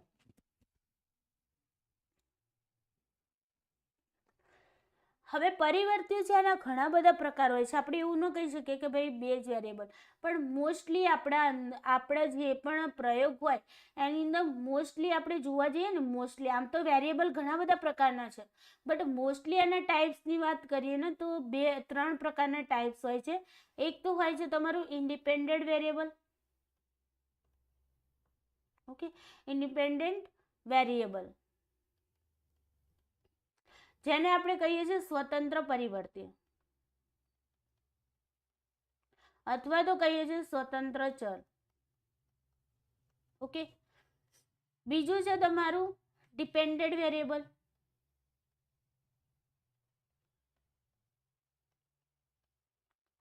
ડિપેન્ડન્ટ વેરિયેબલને શું કહીશું, આધારિત પરિવર્ત્ય કહીશું. ઓકે, એના પછી જે ત્રીજું તમારું છે કંટ્રોલ વેરિયેબલ.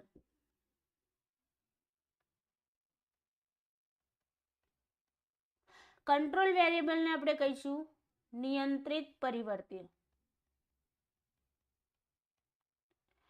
ઇમ્પોર્ટન્ટ તમારા માટે આ છે, મોસ્ટલી ઇમ્પોર્ટન્ટ. ઓકે,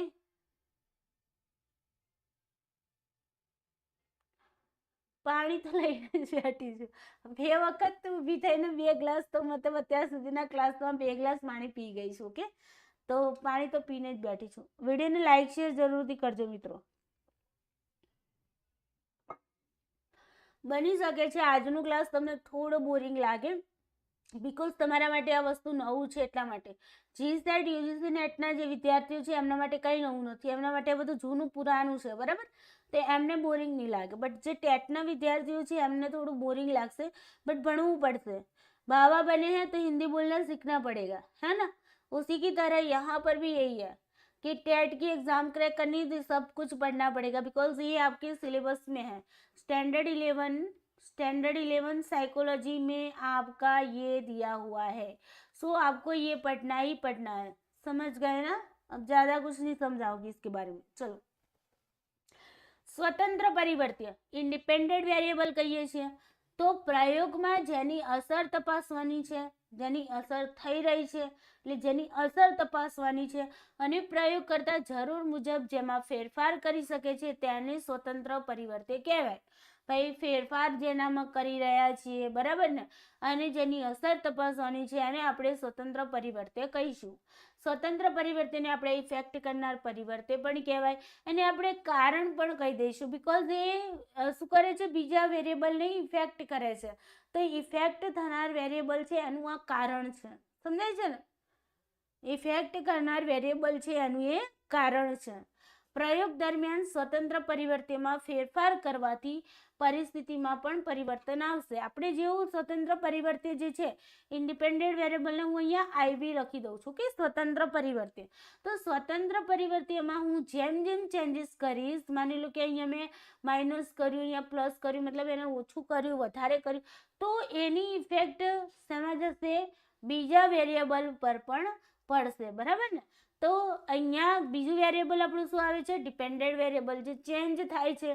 તો ડિપેન્ડન્ટ વેરિયેબલ, માની લો ઇન્ડિપેન્ડન્ટ વેરિયેબલ ઓછું કર્યું તો ડિપેન્ડન્ટ વેરિયેબલ ઓછું થશે. ઇન્ડિપેન્ડન્ટ વેરિયેબલને વધારે કર્યું તો ડિપેન્ડન્ટ વેરિયેબલમાં વધારે ફેરફાર થશે. સમજાય છે ને? તો મૂળ કહેવાનો મતલબ કે આની ઇફેક્ટ ડિપેન્ડન્ટ વેરિયેબલ પર પડવાની છે, બરાબર ને? તો આનામાં જે જે ચેન્જ કરીશું એમ આ ચેન્જ થશે. આ રોટલીને જેવો આકાર આવશે ને એમ રોટલી પોતાનો આકાર ફેરવશે, હે ને? એવી રોટલી લાગશે નહીં. હવે ક્લાસ લેવાનું સ્ટાર્ટ કર્યું પછી હું એને રહેવા ના દઈ શકું, બરાબર ને? એ પછી મારા ઇથિક્સના વિરુદ્ધ થઈ જાય, નૈતિકતાના વિરુદ્ધ થઈ જાય. હા, સો મતલબ હવે તમને બધાને હું ડાયરેક્ટલી નથી કહી શકી. સાચું કહું તો ટેલિગ્રામમાં મેસેજ ન કરી શકી કે આજે મારી હેલ્થ સારી નથી તો હું ક્લાસ નહીં લઉં, બરાબર ને? કારણ કે ગઈકાલે બી ન લીધો, આજે ન લીધો, તો અમુક સ્ટુડન્ટની મેન્ટાલિટી એવી હોય કે મેડમ તો ક્લાસ લેતા જ નથી. હું જ્યારે ક્લાસ લઉં છું કન્ટિન્યુ એને એ લોકો નહીં જોવે, બટ નેગેટિવિટીને વધારે જોઈ લેશે, હે ને? અને હું નથી ઈચ્છતી કે તમે લોકો નેગેટિવ કોઈ પણ થોટ મારા વિશે ક્રિએટ કરો, ઓકે? એટલા માટે મારે આજે ક્લાસ ના છૂટકે લેવો પડે. બટ હા, હું કોશિશ કરું છું કે ટીચર તરીકે હું ક્લાસની સામે બેઠી છું, તમારા સામે બેઠી છું, તો હું મારી પૂરી ઈમાનદારીથી તમને ભણાવું, બરાબર ને? એ મારી ફરજ છે. હવે આમાં હું ચૂકી ન શકું. હું આ ક્લાસને અહીંયા પેન્ડિંગ પણ ન રાખી શકું, અહીંયા કટ પણ ન કરી શકું, બરાબર ને? હું એમ ન કહી શકું કે ભાઈ આવતીકાલે, બસ હવે થાય છે કરે જઈશું, બરાબર? યા, ઓકે. પ્રયોગ દરમિયાન સ્વતંત્ર પરિવર્તનમાં ફેરફાર કરવાથી પરિસ્થિતિમાં પણ પરિવર્તન આવશે, ડિપેન્ડન્ટ વેરિયેબલમાં પણ તમારું શું થશે? ભાઈ પરિવર્તન આવશે. આ પરિવર્તન માટે જવાબદાર એવા સ્વતંત્ર પરિવર્તનની અસર પ્રયોગ દરમિયાન આપણે બે રીતે જો. જવાબદાર કોણ છે? ઇન્ડિપેન્ડન્ટ વેરિયેબલ છે. જવાબદાર કોણ છે? ઇન્ડિપેન્ડન્ટ વેરિયેબલ છે. કારણ કે આના કારણે તો અહીંયા પરિણામમાં ચેન્જિંગ આવે છે. આ શું છે? પરિણામ છે, સમજો. ડિપેન્ડન્ટ વેરિયેબલ શું છે? પરિણામ છે. ઇન્ડિપેન્ડન્ટ વેરિયેબલ શું છે? કારણ છે, બરાબર ને? આ પરિણામ જે આવ્યું છે એનું કારણ છે ડિપેન્ડન્ટ વેરિયેબલ, ઓકે? ઇઝી વેમાં. હા, PhD માટે પણ ઇમ્પોર્ટન્ટ છે, બિલકુલ. સ્વતંત્ર પરિવર્તન, હવે આમાં આપણે બે રીતે આમાં ચેન્જ કરીએ. એની અસર જે ચેક કરવી ને ઇન્ડિપેન્ડન્ટ વેરિયેબલની, તો બે રીતે કરી શકીએ. એક તો આપણે શું કરીએ કે કાં તો આપણે ઇન્ડિપેન્ડન્ટ વેરિયેબલને હાજર રાખો અથવા તો તમે એને ગેરહાજર રાખો. માની લો કે આપણે પેલું એક્ઝામ્પલ લીધું હતું ને કે સ્મોકર, નો સ્મોકર, હે ને? અને બીજું લીધું હતું સ્મોકર. જસ્ટ એક્ઝામ્પલ લઈ લઈએ અહીંયા. હવે જો, કાં તો હું ઇન્ડિપેન્ડન્ટ વેરિયેબલ મારું શું છે? ઇન્ડિપેન્ડન્ટ વેરિયેબલ મારું એ હતું કે બીડી સિગારેટ, હે ને? બીડી સિગારેટની ઇફેક્ટ કોના ઉપર થાય છે? ફેફસા ઉપર થાય છે, હે ને? તો હવે હું અહીંયા શું કરીશ કે કાં તો હું બીડી સિગારેટને હાજર રાખીશ આ તો ગેરહાજર. હાજર રાખું છું તો હું સ્મોકરનું શું કરીશ? સ્મોકર જે લોકો છે એમના ઉપર સ્ટડી કરીશ. અને જો મારે ઇન્ડિપેન્ડન્ટ વેરિયેબલને ગેરહાજર રાખવું છે તો હું નોન સ્મોકર ઉપર જઈશ. અને નોન સ્મોકર મતલબ કે જે લોકો બીડી સિગારેટ નથી પીતા એવા લોકોના ફેફસા ચેક કરીશ, બરાબર? તો આ રીતે પણ હું ઇન્ડિપેન્ડન્ટ વેરિયેબલને હાજર ગેરહાજર રાખી અને ઇફેક્ટ ચેક કરી શકું છું.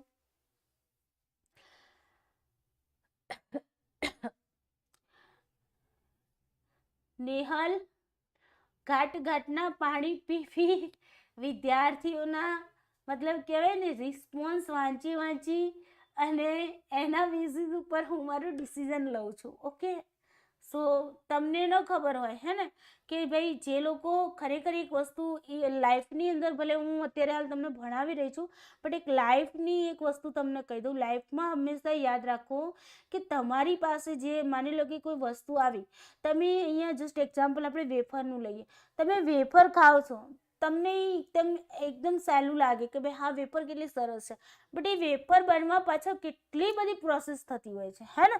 તો એ પ્રોસેસ આપણને નથી દેખાતી. કોઈ પણ વ્યક્તિ સફળ થાય ને, યાદ રાખજો ઓલવેઝ, જ્યારે પણ તમે સફળ થશો ને ત્યારે પણ તમને મારા શબ્દો યાદ આવશે કે ભાઈ જ્યારે કોઈ વ્યક્તિ સફળ થવા નીકળે છે ને ત્યારે એની સાથે કોઈ નથી હોતું, બટ સફળ થઈ જાય પછી એની પાછળ આખું ને આખું ઝુંડ હોય છે. ઓકે, આખો નો આખો મોટો ને મોટો કાફલો હોય છે.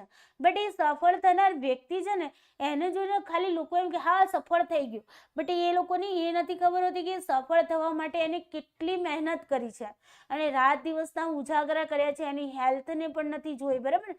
તો અહીંયા પણ હું જ્યારે તમારો ક્લાસ લઉં છું, તમને ભણાવું છું, ત્યારે મારું મન જાણતું હોય છે. તમને અત્યારે હાલ તમારા સામે ફક્ત એક સ્લાઇડ દેખાય છે, હે ને?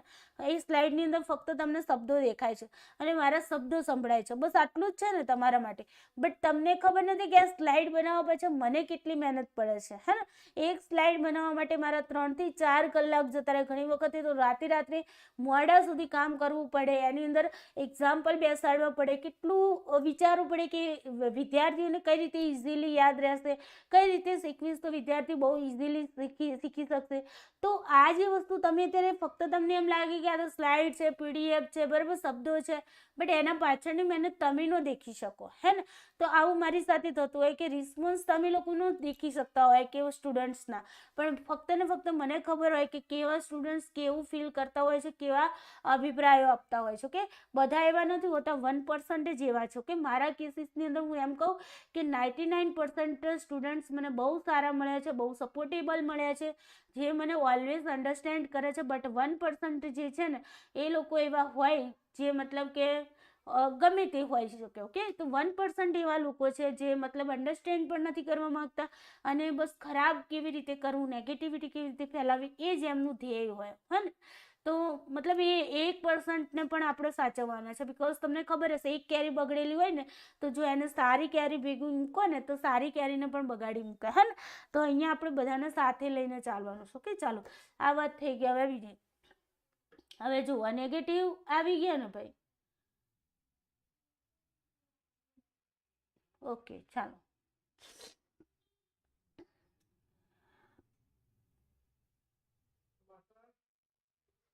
હા ચાલે. તમે ક્લાસ પછી નોટ બનાવશો ને વેરી બહુ સરસ રીતે રહેશે, કારણ કે ચાલુ ક્લાસમાં તમે નોટ બનાવવા રહેશો ને તો હું સમજાવતી હોઉં, તમે નોટ બનાવતા હશો ને તો તમને સમજાયેલું નહીં સમજાય. એટલે એક વખત તમે સમજી લો અને પછી શાંતિથી નિરાતે તમે નોટ બનાવી શકો છો. ઓકે, યા, ચાલો, સમજાઈ ગયું. હવે બીજું શું છે કે સ્વતંત્ર પરિવર્તનની માત્રા પ્રમાણમાં ફેરફાર કરી દો અને ક્વોન્ટિટીમાં ચેન્જ કરો. ક્વોન્ટિટી જે છે એમાં ચેન્જિંગ કરો. જેમ કે માની લો કે મારે સ્મોકર ઉપર લેવું છે. ઓકે, તો મેં અહીંયા ફિક્સ કરી દે મારે સ્મોકર, તો સ્મોકરમાં પણ હું શું કરીશ કે ભાઈ થોડી બીડી, વધારે બીડી, એનાથી વધારે બીડી, બરાબર ને? તો આ રીતે આપણે શું કરીએ છીએ, એની માત્રામાં પરિવર્તન કરીને પણ આપણે ઇન્ડિપેન્ડન્ટ વેરિયેબલની ઇફેક્ટ ચેક કરી શકીએ છીએ. ઓકે, તો ઇઝી વેમાં ક્વેશ્ચન તમને પૂછાઈ શકે. આ દરેક વસ્તુને, સ્લાઇડની એક શબ્દોને, એક લાઈનને બહુ ગંભીરતાથી લેજો, મસ્કરીમાં ન લેતા, કારણ કે એક્ઝામની અંદર લાઈનની આખીની આખી લાઈનો આવશે ત્યારે તમને એમ થશે કે નહીં મેમ તો કહેતા હતા સાચું હતું કે ભાઈ લાઈને તમારે યાદ રાખવાનું છે. ઓકે, ચાલો, એક્ઝામ્પલ સમજી લઈએ. આલ્કોહોલની પ્રયોગપાત્રની સ્મૃતિ પર થતી અસર. હવે અહીંયા સમજો, આલ્કોહોલ, જે લોકો આલ્કોહોલ લેતા હોય, આલ્કોહોલ એટલે ખબર છે ને, મતલબ જે આપણે કહી શકીએ એમ તો દરેક વસ્તુ મોટાભાગની જે ડ્રિંકિંગ કરો છો તમે એમાં આલ્કોહોલનું પ્રમાણ હોય છે.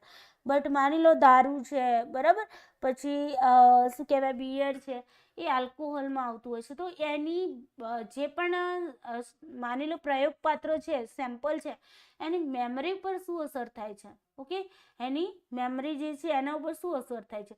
જો તમારે આ ચેક કરવું હોય તો આમાં ઇન્ડિપેન્ડન્ટ વેરિયેબલ કયું થશે, તો ઇન્ડિપેન્ડન્ટ વેરિયેબલ આલ્કોહોલ. કેમ કે આલ્કોહોલ કોના ઉપર ઇફેક્ટ કરે છે? મેમરી ઉપર કરે છે, હે ને, હ્યુમન મેમરી. અહીંયા પછી આપણે કમ્પ્યુટરની મેમરીની વાત નથી કરતા, હ્યુમન મેમરીની વાત કરીએ છીએ. કે તો હ્યુમન મેમરી ઉપર ઇફેક્ટ કરે છે, હે ને. તો અહીંયા ઇફેક્ટ કોણ કરે છે? આલ્કોહોલ કરે છે. તો આ કેવું થઈ જશે? ઇન્ડિપેન્ડન્ટ વેરિયેબલ એટલે કે સ્વતંત્ર પરિવર્ત્ય. સ્વતંત્ર પરિવર્ત્ય. જ્યારે મેમરી શું થઈ જશે? મેમરી ઇફેક્ટિવ થાય છે, તો આ તમારું થઈ જશે આધારિત પરિવર્ત્ય. આધારિત પરિવર્ત્ય સિમ્પલ વેમાં, હે ને.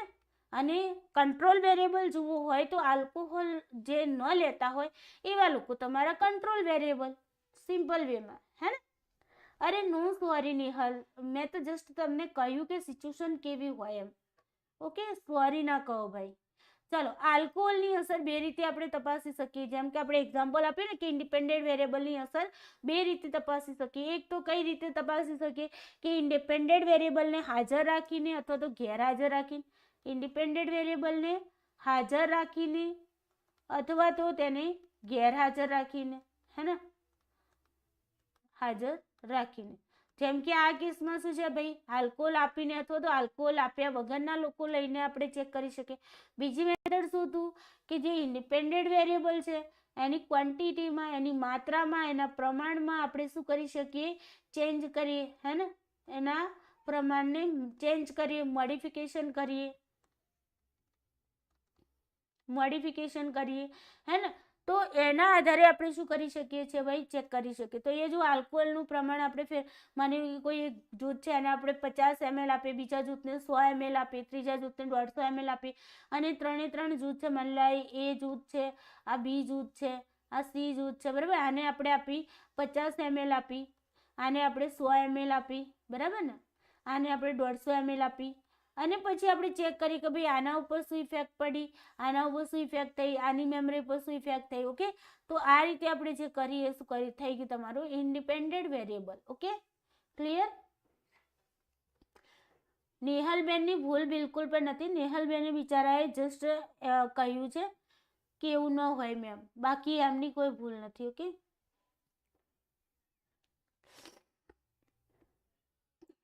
ઓકે, ચાલો. આધારિત પરિવર્ત્ય.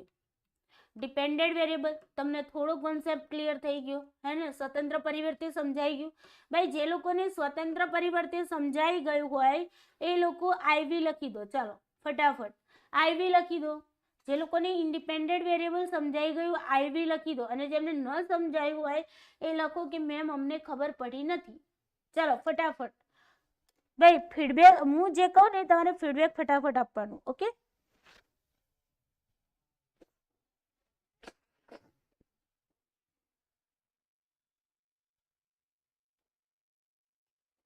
ઇન્ડિપેન્ડન્ટ વેરિયેબલમાં જેમને ખબર પડી ગઈ હોય, ભાવના ભેડા, આધારિત પરિવર્ત્યને ડિપેન્ડન્ટ વેરિયેબલ કહેવાય.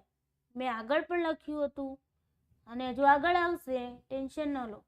ઓકે, આવી. ચલો, થેન્ક યુ. ચલો, વેરી ગુડ. હવે આવ્યા ડિપેન્ડન્ટ વેરિયેબલ, આધારિત પરિવર્ત્ય. તો પ્રયોગ દરમિયાન સ્વતંત્ર પરિવર્ત્યની સીધી અસર જેના ઉપર પડે તેને આપણે શું કહીએ છીએ? આધારિત પરિવર્ત્ય. અવલંબિત પરિવર્ત્ય પણ કહેવાય. અવલંબિત, કારણ કે અવલંબિત મતલબ તે અવલંબી છે, બરાબર ને, મતલબ એ બીજા ઉપર ડિપેન્ડેડ છે. ઓકે, આધારિત પરિવર્ત્ય સ્વતંત્ર પરિવર્ત્ય પર આધારિત હોવાથી તેને આધારિત કે અવલંબી પરિવર્ત્ય કહેવામાં આવે છે.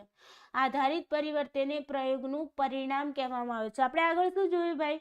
ઇન્ડિપેન્ડન્ટ વેરિયેબલને કારણ બતાવ્યું હતું, ડિપેન્ડન્ટ વેરિયેબલને આપણે શું બતાવ્યું? પરિણામ. સિમ્પલ વેમાં, હે ને. યસ, હા.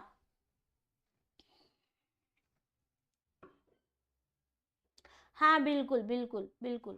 પીડીએફમાંથી લખી દેવાનું. પીડીએફ તમને પ્રોવાઈડ તો કરાવું છું, હે ને. પીડીએફમાંથી પછી નોટ બનાવવાની. પહેલું અહીંયા સમજાવું ને એ વખતે સમજી લેવાનું, પછીથી પીડીએફ તમારી પાસે હશે, પીડીએફમાંથી તમે ઇઝીલી તમારી નોટ બનાવી લેશો. ઓકે, ચાલો. પ્રયોગ કરતા પ્રયોગ દરમિયાન ક્યારેય આધારિત પરિવર્તનમાં ફેરફાર કરી શકે નહીં. ઓલવેઝ યાદ રાખો, આપણે આગળ એક્ઝામ્પલ લીધું હતું અહીંયા આલ્કોહોલ વાળું, હે ને. તો તમે મેમરી ઉપર તમે થોડી ઘણી મતલબ ચેન્જીસ કરી શકો. મેમરીને ચેન્જ કરી શકો તમે તમારી, માની લો કે અહીંયા આપણે પાયલની મેમરી ચેક કરું છું. ઓકે, પાયલની મેમરી ચેક કરું છું તો પાયલની મેમરીને હું થોડી જ ચેન્જ કરી શકીશ. પાયલની મેમરીને હું ચેન્જ ન કરી શકું. હા, એને જે આલ્કોહોલ આપવામાં આવે છે, ઓકે, આલ્કોહોલ આપવામાં આવે છે ને, એ આલ્કોહોલમાં હું ચેન્જ કરી શકું, આલ્કોહોલની માત્રામાં ચેન્જ કરી શકું, હે ને. બટ પાયલની મેમરીને હું ચેન્જ ન કરી શકું. તો પાયલની મેમરી તો ડિપેન્ડેન્ટ વેરિયેબલ છે, આલ્કોહોલ આપણું ઇન્ડિપેન્ડન્ટ વેરિયેબલ છે. ઇન્ડિપેન્ડન્ટ વેરિયેબલ ઇફેક્ટ કરે છે મેમરી ઉપર, હે ને. તો અહીંયા કહેવાનો મતલબ છે કે ભાઈ આપણે ડિપેન્ડન્ટ વેરિયેબલ પર ક્યારેય ફેરફાર કરી શકતા નથી. ધ્યાન રાખજો, ફેરફાર કરી શકતા નથી. ઓકે, સિમ્પલ વેમાં ક્વેશ્ચન પૂછાઈ શકે છે, કયા પરિવર્તનમાં ફેરફાર કરી શકાતો નથી? આધારિત પરિવર્તનમાં આપણે બિલકુલ ફેરફાર કરી શકતા નથી. આધારિત પરિવર્તનને આપણે ડિપેન્ડન્ટ વેરિયેબલ કહીએ છીએ. ક્લિયર? યા, ચાલો ઉદાહરણ. આલ્કોહોલની પ્રયોગ પાત્રની સ્મૃતિ પર અસર થતી આપણે જોઈ. આલ્કોહોલ શું થઈ ગયું તમારું? Independent variable. મેમરી શું થઈ ગઈ તમારી? આધારિત પરિવર્તન. ક્લિયર? કોમર્સ, જો ભાઈ સબ્જેક્ટનું કોઈ ગ્રુપ નથી, જી સેટનું સબ્જેક્ટનું કોઈ ગ્રુપ નથી. ઓકે, પહેલા હતા બધા ગ્રુપ ડિલીટ કરી દેવામાં આવ્યા છે. બહુ બધા ઇશ્યુઝ થતા હતા સ્ટુડન્ટ સાથે. ઓકે, એટલા માટે થઈને ગ્રુપ બધા કેન્સલ કરી દે, ડિલીટ કરી દેવામાં આવે છે. જી સેટનું ઓનલી ફોર ટેલિગ્રામ ચેનલ છે મારી, ગ્રુપ નથી. ઓનલી ફોર એ પણ પેપર 1ની જ છે. ઓકે, અને પેપર 2 માટે મનોવિજ્ઞાનની પાઠશાળા એવા નામથી એક ટેલિગ્રામ ચેનલ છે. બાકી કોઈ ગ્રુપ નથી. ઓકે, મારા અંડરમાં નથી કોઈ, અને કદાચ તમને દેખાય તો બી મારા અંડરમાં નહીં હોય. ચાલો, ઓકે, હવે કંટ્રોલ વેરિયેબલ જોઈએ. ઇન્ડિપેન્ડન્ટ ડિપેન્ડન્ટ સમજાઈ ગયું ભાઈ? ડિપેન્ડન્ટ સમજાઈ ગયું હોય તો ડીવી લખી દો. ચાલો, ડિપેન્ડન્ટ સમજાઈ ગયું હોય તો ડીવી લખી દો, જેથી કરીને મને ખ્યાલ આવે કે તમે આટલું સમજી ચૂક્યા. ચાલો, ડિપેન્ડન્ટ વેરિયેબલ ડીવી લખી દો.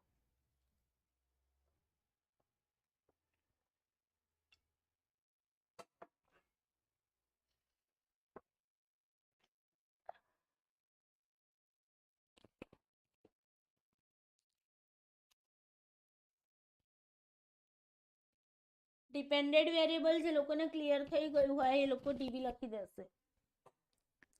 ફીડબેક આપતા રહો મિત્રો, એટલે મને ખબર પડે.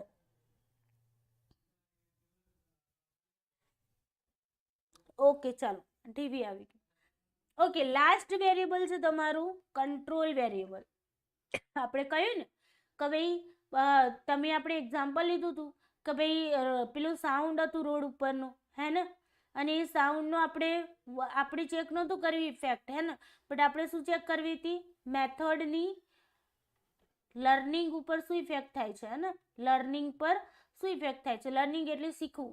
તો મેથડની, ટીચરની મેથડની લર્નિંગ ઉપર શું ઇફેક્ટ થાય છે એ આપણે ચેક કરવું હતું. તો મેથડ અહીંયા ઇન્ડિપેન્ડન્ટ વેરિયેબલ હતું, લર્નિંગ આપણું ડિપેન્ડન્ટ વેરિયેબલ હતું, બટ આ પણ શું હતું ભાઈ? આ પણ ઇફેક્ટ કરતું હતું.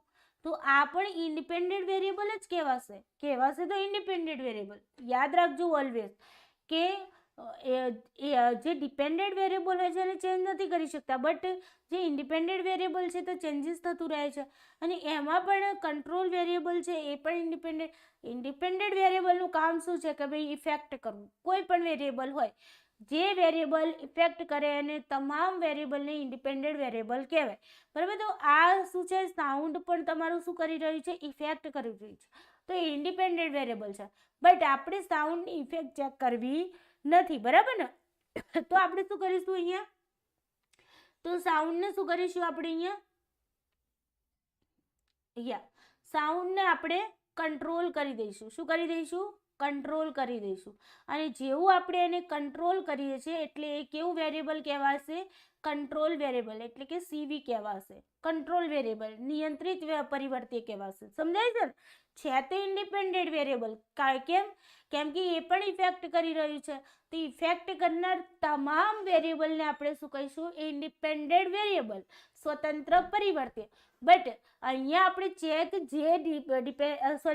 ચેક આપણે જે સ્વતંત્ર પરિવર્તન કરવાનું છે એના સિવાયના જેટલા પણ પરિવર્તન ઇફેક્ટ કરે છે એ તમામ ઇન્ડિપેન્ડન્ટ ઇન્ડિપેન્ડન્ટ વેરિયેબલને આપણે શું કરી દઈશું? કંટ્રોલ કરી દઈશું. અને જે વેરિયેબલને તમે કંટ્રોલ કરી દો એને આપણે કંટ્રોલ વેરિયેબલ કહીશું, એટલે કે નિયંત્રિત પરિવર્ત્ય કહીશું. ઓકે, ગુજરાતીમાં લખવું હોય તો નિયંત્રિત પરિવર્ત્ય. ક્લિયર હે ને? યા, ચલો હવે અહીંયા સમજીએ કે પ્રયોગ દરમિયાન સ્વતંત્ર પરિવર્ત્યની સીધી અસર ચકાસવા માટે સ્વતંત્ર પરિવર્ત્ય સિવાયના જે પરિવર્ત્યો આધારિત પરિવર્ત્ય પર જાણે કે અજાણે, આપણી જાણમાં આવે કે અજાણે આવે, અસર કરી શકે તેમ હોય તેવા પરિવર્ત્યોનું પ્રયોગ દરમિયાન પ્રયોગકર્તા દ્વારા શું કરવામાં આવે છે? નિયંત્રણ કરવામાં આવે છે. તેને આપણે નિયંત્રિત પરિવર્ત્ય કહીએ છીએ.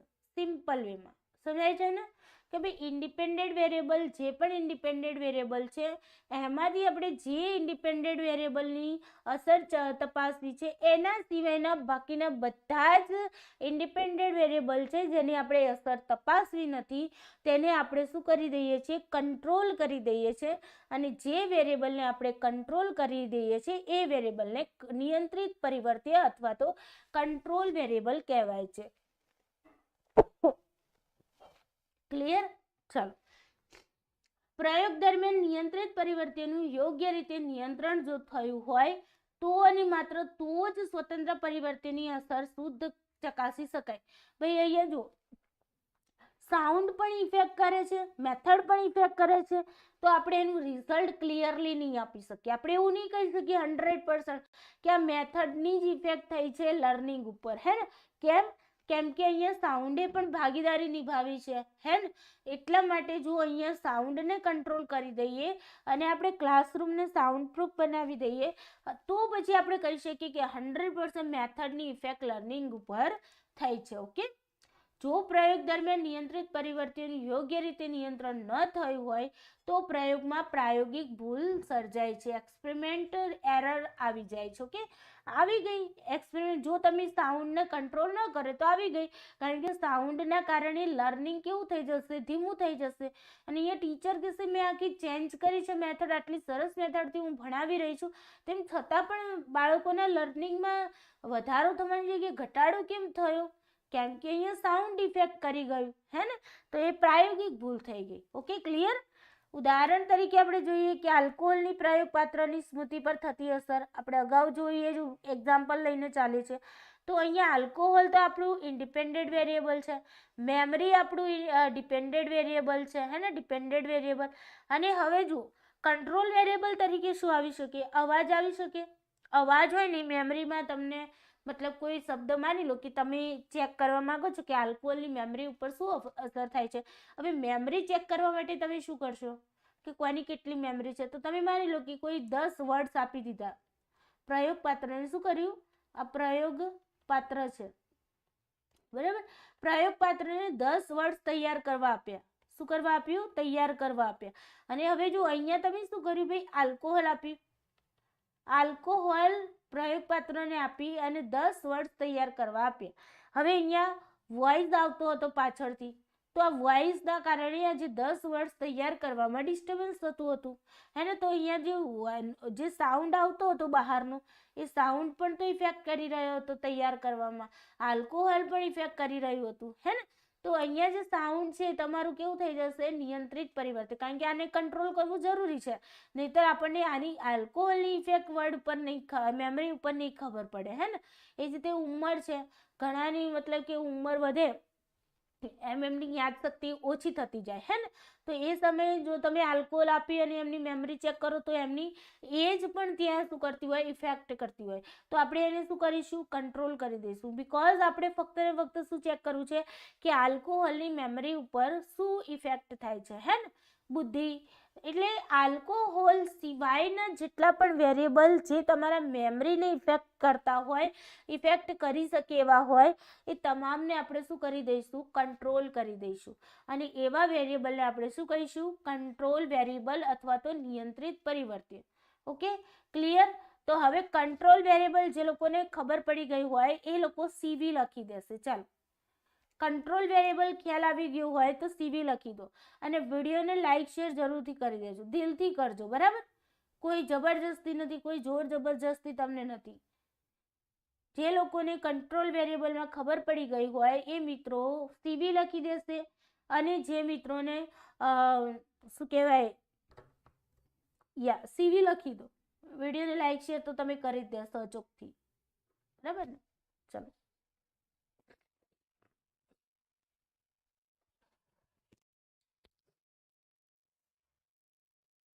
ચાલો ઓકે, ચાલો આગળ ચાલીશું. એક્ઝામ્પલ, હવે આન્સર તમારે આપવાનો, હું આન્સર નહીં આપું આમાં. ઓકે, આમાં તમારે આન્સર આપવાનો. તમારી સામે અહીંયા સ્ટેટમેન્ટ આપી દીધું છે, થિયામીનની વ્યક્તિની બુદ્ધિશક્તિ પર થતી અસર. થિયામીનની વ્યક્તિની બુદ્ધિશક્તિ પર થતી અસર. ચાલો, આમાં ઇન્ડિપેન્ડન્ટ વેરિયેબલ એટલે કે સ્વતંત્ર પરિવર્તે કયું છે? હવે તમે આન્સર કરશો. ઓકે, સ્વતંત્ર પરિવર્તે. બીજું તમારે કહેવાનું છે ડિપેન્ડન્ટ વેરિયેબલ એટલે કે આધારિત પરિવર્તે.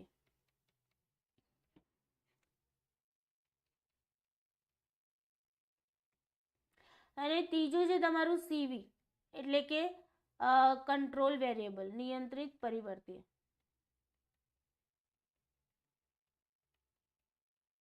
ચાલો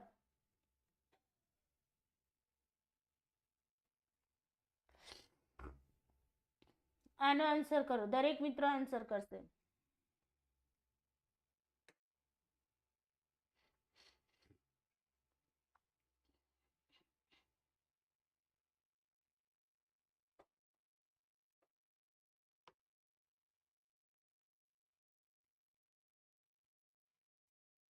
હા બિલકુલ બિલકુલ અમીષા. તો આપણે એને કંટ્રોલ કરી દીધું ને, એ લિંકને કંટ્રોલ કરી દીધી, હે ને? એ લિંકને આપણે શું કરી દીધી? કંટ્રોલ કરી દીધી, અને નવી લિંક તમને શેર કરી દીધી, જેનાથી આપણે ઇફેક્ટ ચેક કરી શક્યા. વેરી ગુડ, વેરી ગુડ, ક્યાં વાત હે, ક્યાં વાત હે. તો અહીંયા જો થિયામીનની અસર થઈ રહી છે, બુદ્ધિશક્તિ ઉપર અસર થઈ રહી છે, હે ને? તો થિયામીન શું થઈ જશે તમારું? Independent variable. થિયામીન શું થઈ જશે? Independent variable. Very good, very good, બહુ સરસ રીતે, મતલબ કે તમે સમજી ચૂક્યા. ડિપેન્ડન્ટ વેરિયેબલ શું થઈ જશે? બુદ્ધિશક્તિ. ઇફેક્ટ કોના ઉપર થઈ રહી છે? બુદ્ધિશક્તિ ઉપર, હે ને? તો બુદ્ધિશક્તિ શું થઈ જશે તમારું? Dependent variable. અને કંટ્રોલ વેરિયેબલ કોને કહેશો? સીવી તરીકે કોને લેશો? સીવી તરીકે કોને લેશું? ચલો, સીવી તરીકે કોને લેશો? ઇન્ડિપેન્ડન્ટ ડિપેન્ડન્ટ તો તમે સમજી ગયા, કારણ કે સ્ટેટમેન્ટના બેઝ ઉપર તમે સમજ્યા. બટ કંટ્રોલ વેરિયેબલ કોને લેશો? કોને કંટ્રોલ કરશો? તમારી ઇન્ટેલેક્ચ્યુઅલ એબિલિટી છે એના ઉપર કોણ ઇફેક્ટ કરી શકે?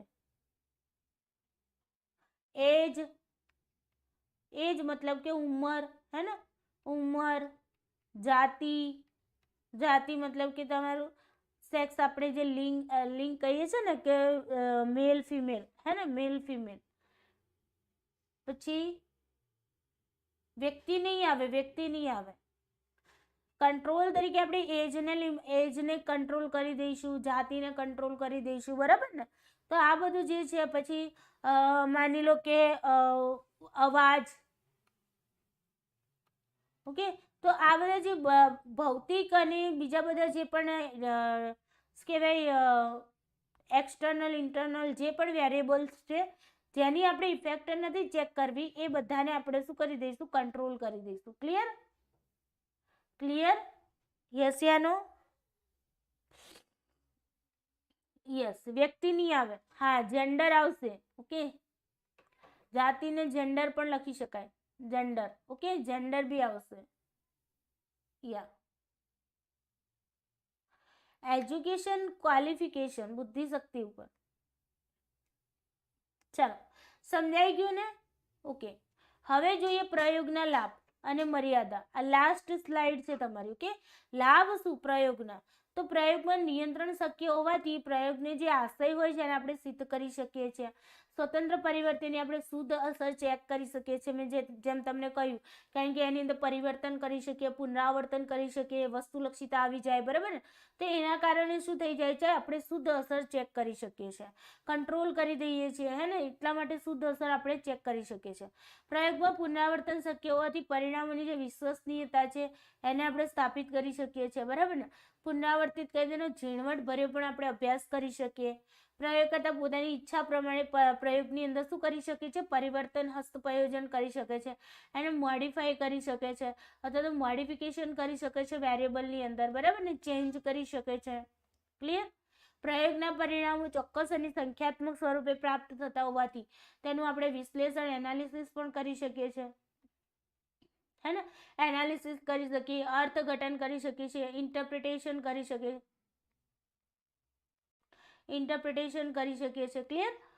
એટલા માટે એનાલિસિસ ને ઇન્ટરપ્રિટેશન કરવું પણ સરળ બને, કેમ કે આપણને તે માત્રાના સ્વરૂપે, સંખ્યાના, ક્વોન્ટિટીના સ્વરૂપે આપણને આંકડા પ્રાપ્ત થતા હોય ને ચોક્કસ થતા હોય છે. ઓકે, એવું નહીં કે ભાઈ ડાયરેક્ટલી આપણી ત્યાં સબ્જેક્ટિવિટી આવી જાય, એવું નથી. અહીંયા ઓબ્જેક્ટિવિટી હોવાના કારણે આપણે ચોક્કસ અને સંખ્યાત્મક આપણને આંકડા મળતા હોવાના કારણે, હા બિલકુલ, વાતાવરણ, બિલકુલ બિલકુલ, યસ, ઓકે, એરિયા, બિલકુલ, એ બધું તમારું કંટ્રોલ વેરિયેબલમાં જશે, બિલકુલ. ઓકે, ચાલો, તો હવે જોઈએ મર્યાદા. મર્યાદા શું છે? લાભ તો આપણને ખબર પડી ગઈ, ઘણા બધા લાભ છે, કેમ કે પરફેક્ટલી રિઝલ્ટ મળે છે આપણને. આપણે એટલા માટે તો એના પર ટ્રસ્ટ કરી શકીએ છીએ, હે ને? મર્યાદા શું છે કે પ્રયોગમાં પ્રયોગના હેતુની જાણ પ્રયોગ પાત્રને થઈ જાય તો તેના કાર્યની અંદર શું આવી જાય છે? કૃત્રિમતા આવી જાય છે. જો ખબર પડી જાય સામેવાળા વ્યક્તિને કે એના ઉપર એક્સપેરિમેન્ટ થઈ રહ્યો છે, તો પછી પતી ગયું, તો કૃત્રિમતા આવી જાય 100% છે, હે ને? તમે માની લો કે જસ્ટ તમે તમારા મિત્રો સાથે વાત કરતા હો, બરાબર ને? તો તમે એમ કેટલું ફ્રેન્ડલી વાત કરતા હો, અને જો ત્યાં તમને ખબર પડી જાય કે તમારા પપ્પા તમારી પાછળ ઊભા છે અને તમારી વાતો સાંભળે છે, તો તમારું બિહેવિયર ત્યાં ચેન્જ થઈ જશે, હે ને? કૃત્રિમતા આવી જશે, પછી ત્યાં તમે ફોર્મલ બની જશો, હે ને? તો આ કૃત્રિમતા આવવાની સંભાવના પ્રયોગમાં, જો પ્રયોગ પાત્રને ખ્યાલ આવી જાય કે એના ઉપર પ્રયોગ થઈ રહ્યો છે, એક્સપેરિમેન્ટ થઈ રહ્યો છે, તો 100% કૃત્રિમતા આવી જશે. ઓકે, તો સારા બની જશે. ઓકે, પ્રયોગ જીવંત માનવી કે પ્રાણી ઉપર કરવાનો હોવાથી તેમનો સહકાર સારો અને વ્યવસ્થિત પ્રયોગ માટે અનિવાર્ય. આપણે કોઈ પણ જીવંત માનવી હોય, પ્રાણી હોય, એના ઉપર પ્રયોગ કરતા હોય છે, એટલે એનો સહકાર બહુ જરૂરી છે. જેના ઉપર તમે પ્રયોગ કરી રહ્યા છો એ વ્યક્તિનો સહકાર જો તમને ન મળે તો તમારા પ્રયોગની અંદર પ્રોબ્લેમો ઊભી થઈ જાય, બરાબર ને? પ્રયોગ કરવામાં ક્યારેક પ્રયોગકર્તા માટે નૈતિક, કાનૂની અને સામાજિક બાબતો બંધન કરતા બની જતું હોય છે. ઘણી વખત એવું બની જતું હોય છે કે એને આ કામ કરવું હોય, બરાબર, એને ચેક કરવું હોય કે ભાઈ નૈતિકતાની બાબત આવે છે, તો આપણે એમ ચેક કરવું હોય કે ભાઈ ચોરી કરનાર વ્યક્તિ છે, અપરાધી વ્યક્તિ છે, તે અપરાધી શા માટે બન્યો, બરાબર? તો ત્યાં એને થોડી નૈતિકતાની એક સાઈડ મૂકવી પડે, ચેક કરવું પડે, બરાબર? કાનૂની રીતે પણ એને ઘણી વખતે અમુક વસ્તુઓ બંધન કરતા હોય. જેમ કે હું તમને કહું કે મેં હમણાં જ વચ્ચે મેં તમને કાલે પણ એક્ઝામ્પલ આપ્યું હતું, પરમ દિવસે, ઘરેલું હિંસાનો ભોગ બનનાર સ્ત્રીઓ ઉપર, હે ને? ઘરેલું હિંસાનો ભોગ બનનાર મહિલા ઉપર જે મેં સંશોધન કર્યું, બરાબર, નાનકડું, તો ત્યાં એવું હતું કે કાનૂની બાધ્યતા આવી ગઈ હતી, કારણ કે જે લોકોએ ગુનો દાખલ કરાવ્યો હતો કે એમના ઉપર ઘરેલું હિંસા થઈ છે, તો પોલીસ સ્ટેશનમાં આપણે ત્યાં કોલ કર્યો, ત્યાં મળ્યા, તો એમણે એમ કહ્યું કે એમની અંગત ખાનગી માહિતી હોવાના કારણે અમે તમને ન આપી શકીએ. તો પ્રયોગની અંદર ઘણી વખત એવું બની શકે કે કાનૂની રીતે જે વસ્તુ એ ન આપી શકતા હોય તો એ આપણને માહિતી ન મળી શકે, હે ને? તો એ પણ બંધન કરતા રહે. ઘણી વખત સામાજિક બંધનો પણ આપણને નડતા હોય છે, બરાબર? તો આ બધું આપણને એની મર્યાદા છે પ્રયોગની. ઓકે, આઈ હોપ તમને પ્રયોગ પદ્ધતિ આખી સારી રીતે સમજાઈ ગઈ હશે. બહુ આપણે અંદર જોઈએ કે આપણે શું શું જોયું હતું એ આપણે થોડી એક રિપીટ કરી લઈએ, રિવિઝન કરી લઈએ. ઓકે, પહેલાં તો તમે પ્રયોગ એટલે શું સમજ્યા હતા, હે ને? પ્રયોગની અંદર હેતુપૂર્વક આપણે શું કરતા હોય છે, કાર્ય કરતા હોય છે, બરાબર ને? પરિસ્થિતિમાં ફેરફાર કરતા હોઈએ છીએ, પરિસ્થિતિમાં ફેરફાર કરતા હોઈએ છીએ અને નિયંત્રિત કરતા હોઈએ છીએ પરિસ્થિતિને, અને નિયંત્રિત કરીને પછી શું કરતા હોય છે, અવલોકન અથવા તો નિરીક્ષણ કરીએ છીએ. આ એનું એક પરફેક્ટલી આપણે શું કહી શકીએ ભાઈ, વ્યાખ્યા છે. બીજી વ્યાખ્યામાં આપણે જોયું હતું કે ભાઈ પરિવર્તીઓની અંદર ફેરફાર કરી અને આપણે ચેક કરીએ છીએ. મૂળ વસ્તુ તો એનું એ જ છે, બરાબર ને. એના પછી આપણે શું જોયું હતું, પ્રયોગના લક્ષણો જોયા હતા. પ્રયોગના લક્ષણોમાં આપણે શું શું જોયું, પહેલું જોયું નિયંત્રણ, કંટ્રોલ કરીએ છીએ વેરિયેબલને, જે વેરિયેબલની ઇફેક્ટ નથી ચેક કરવી,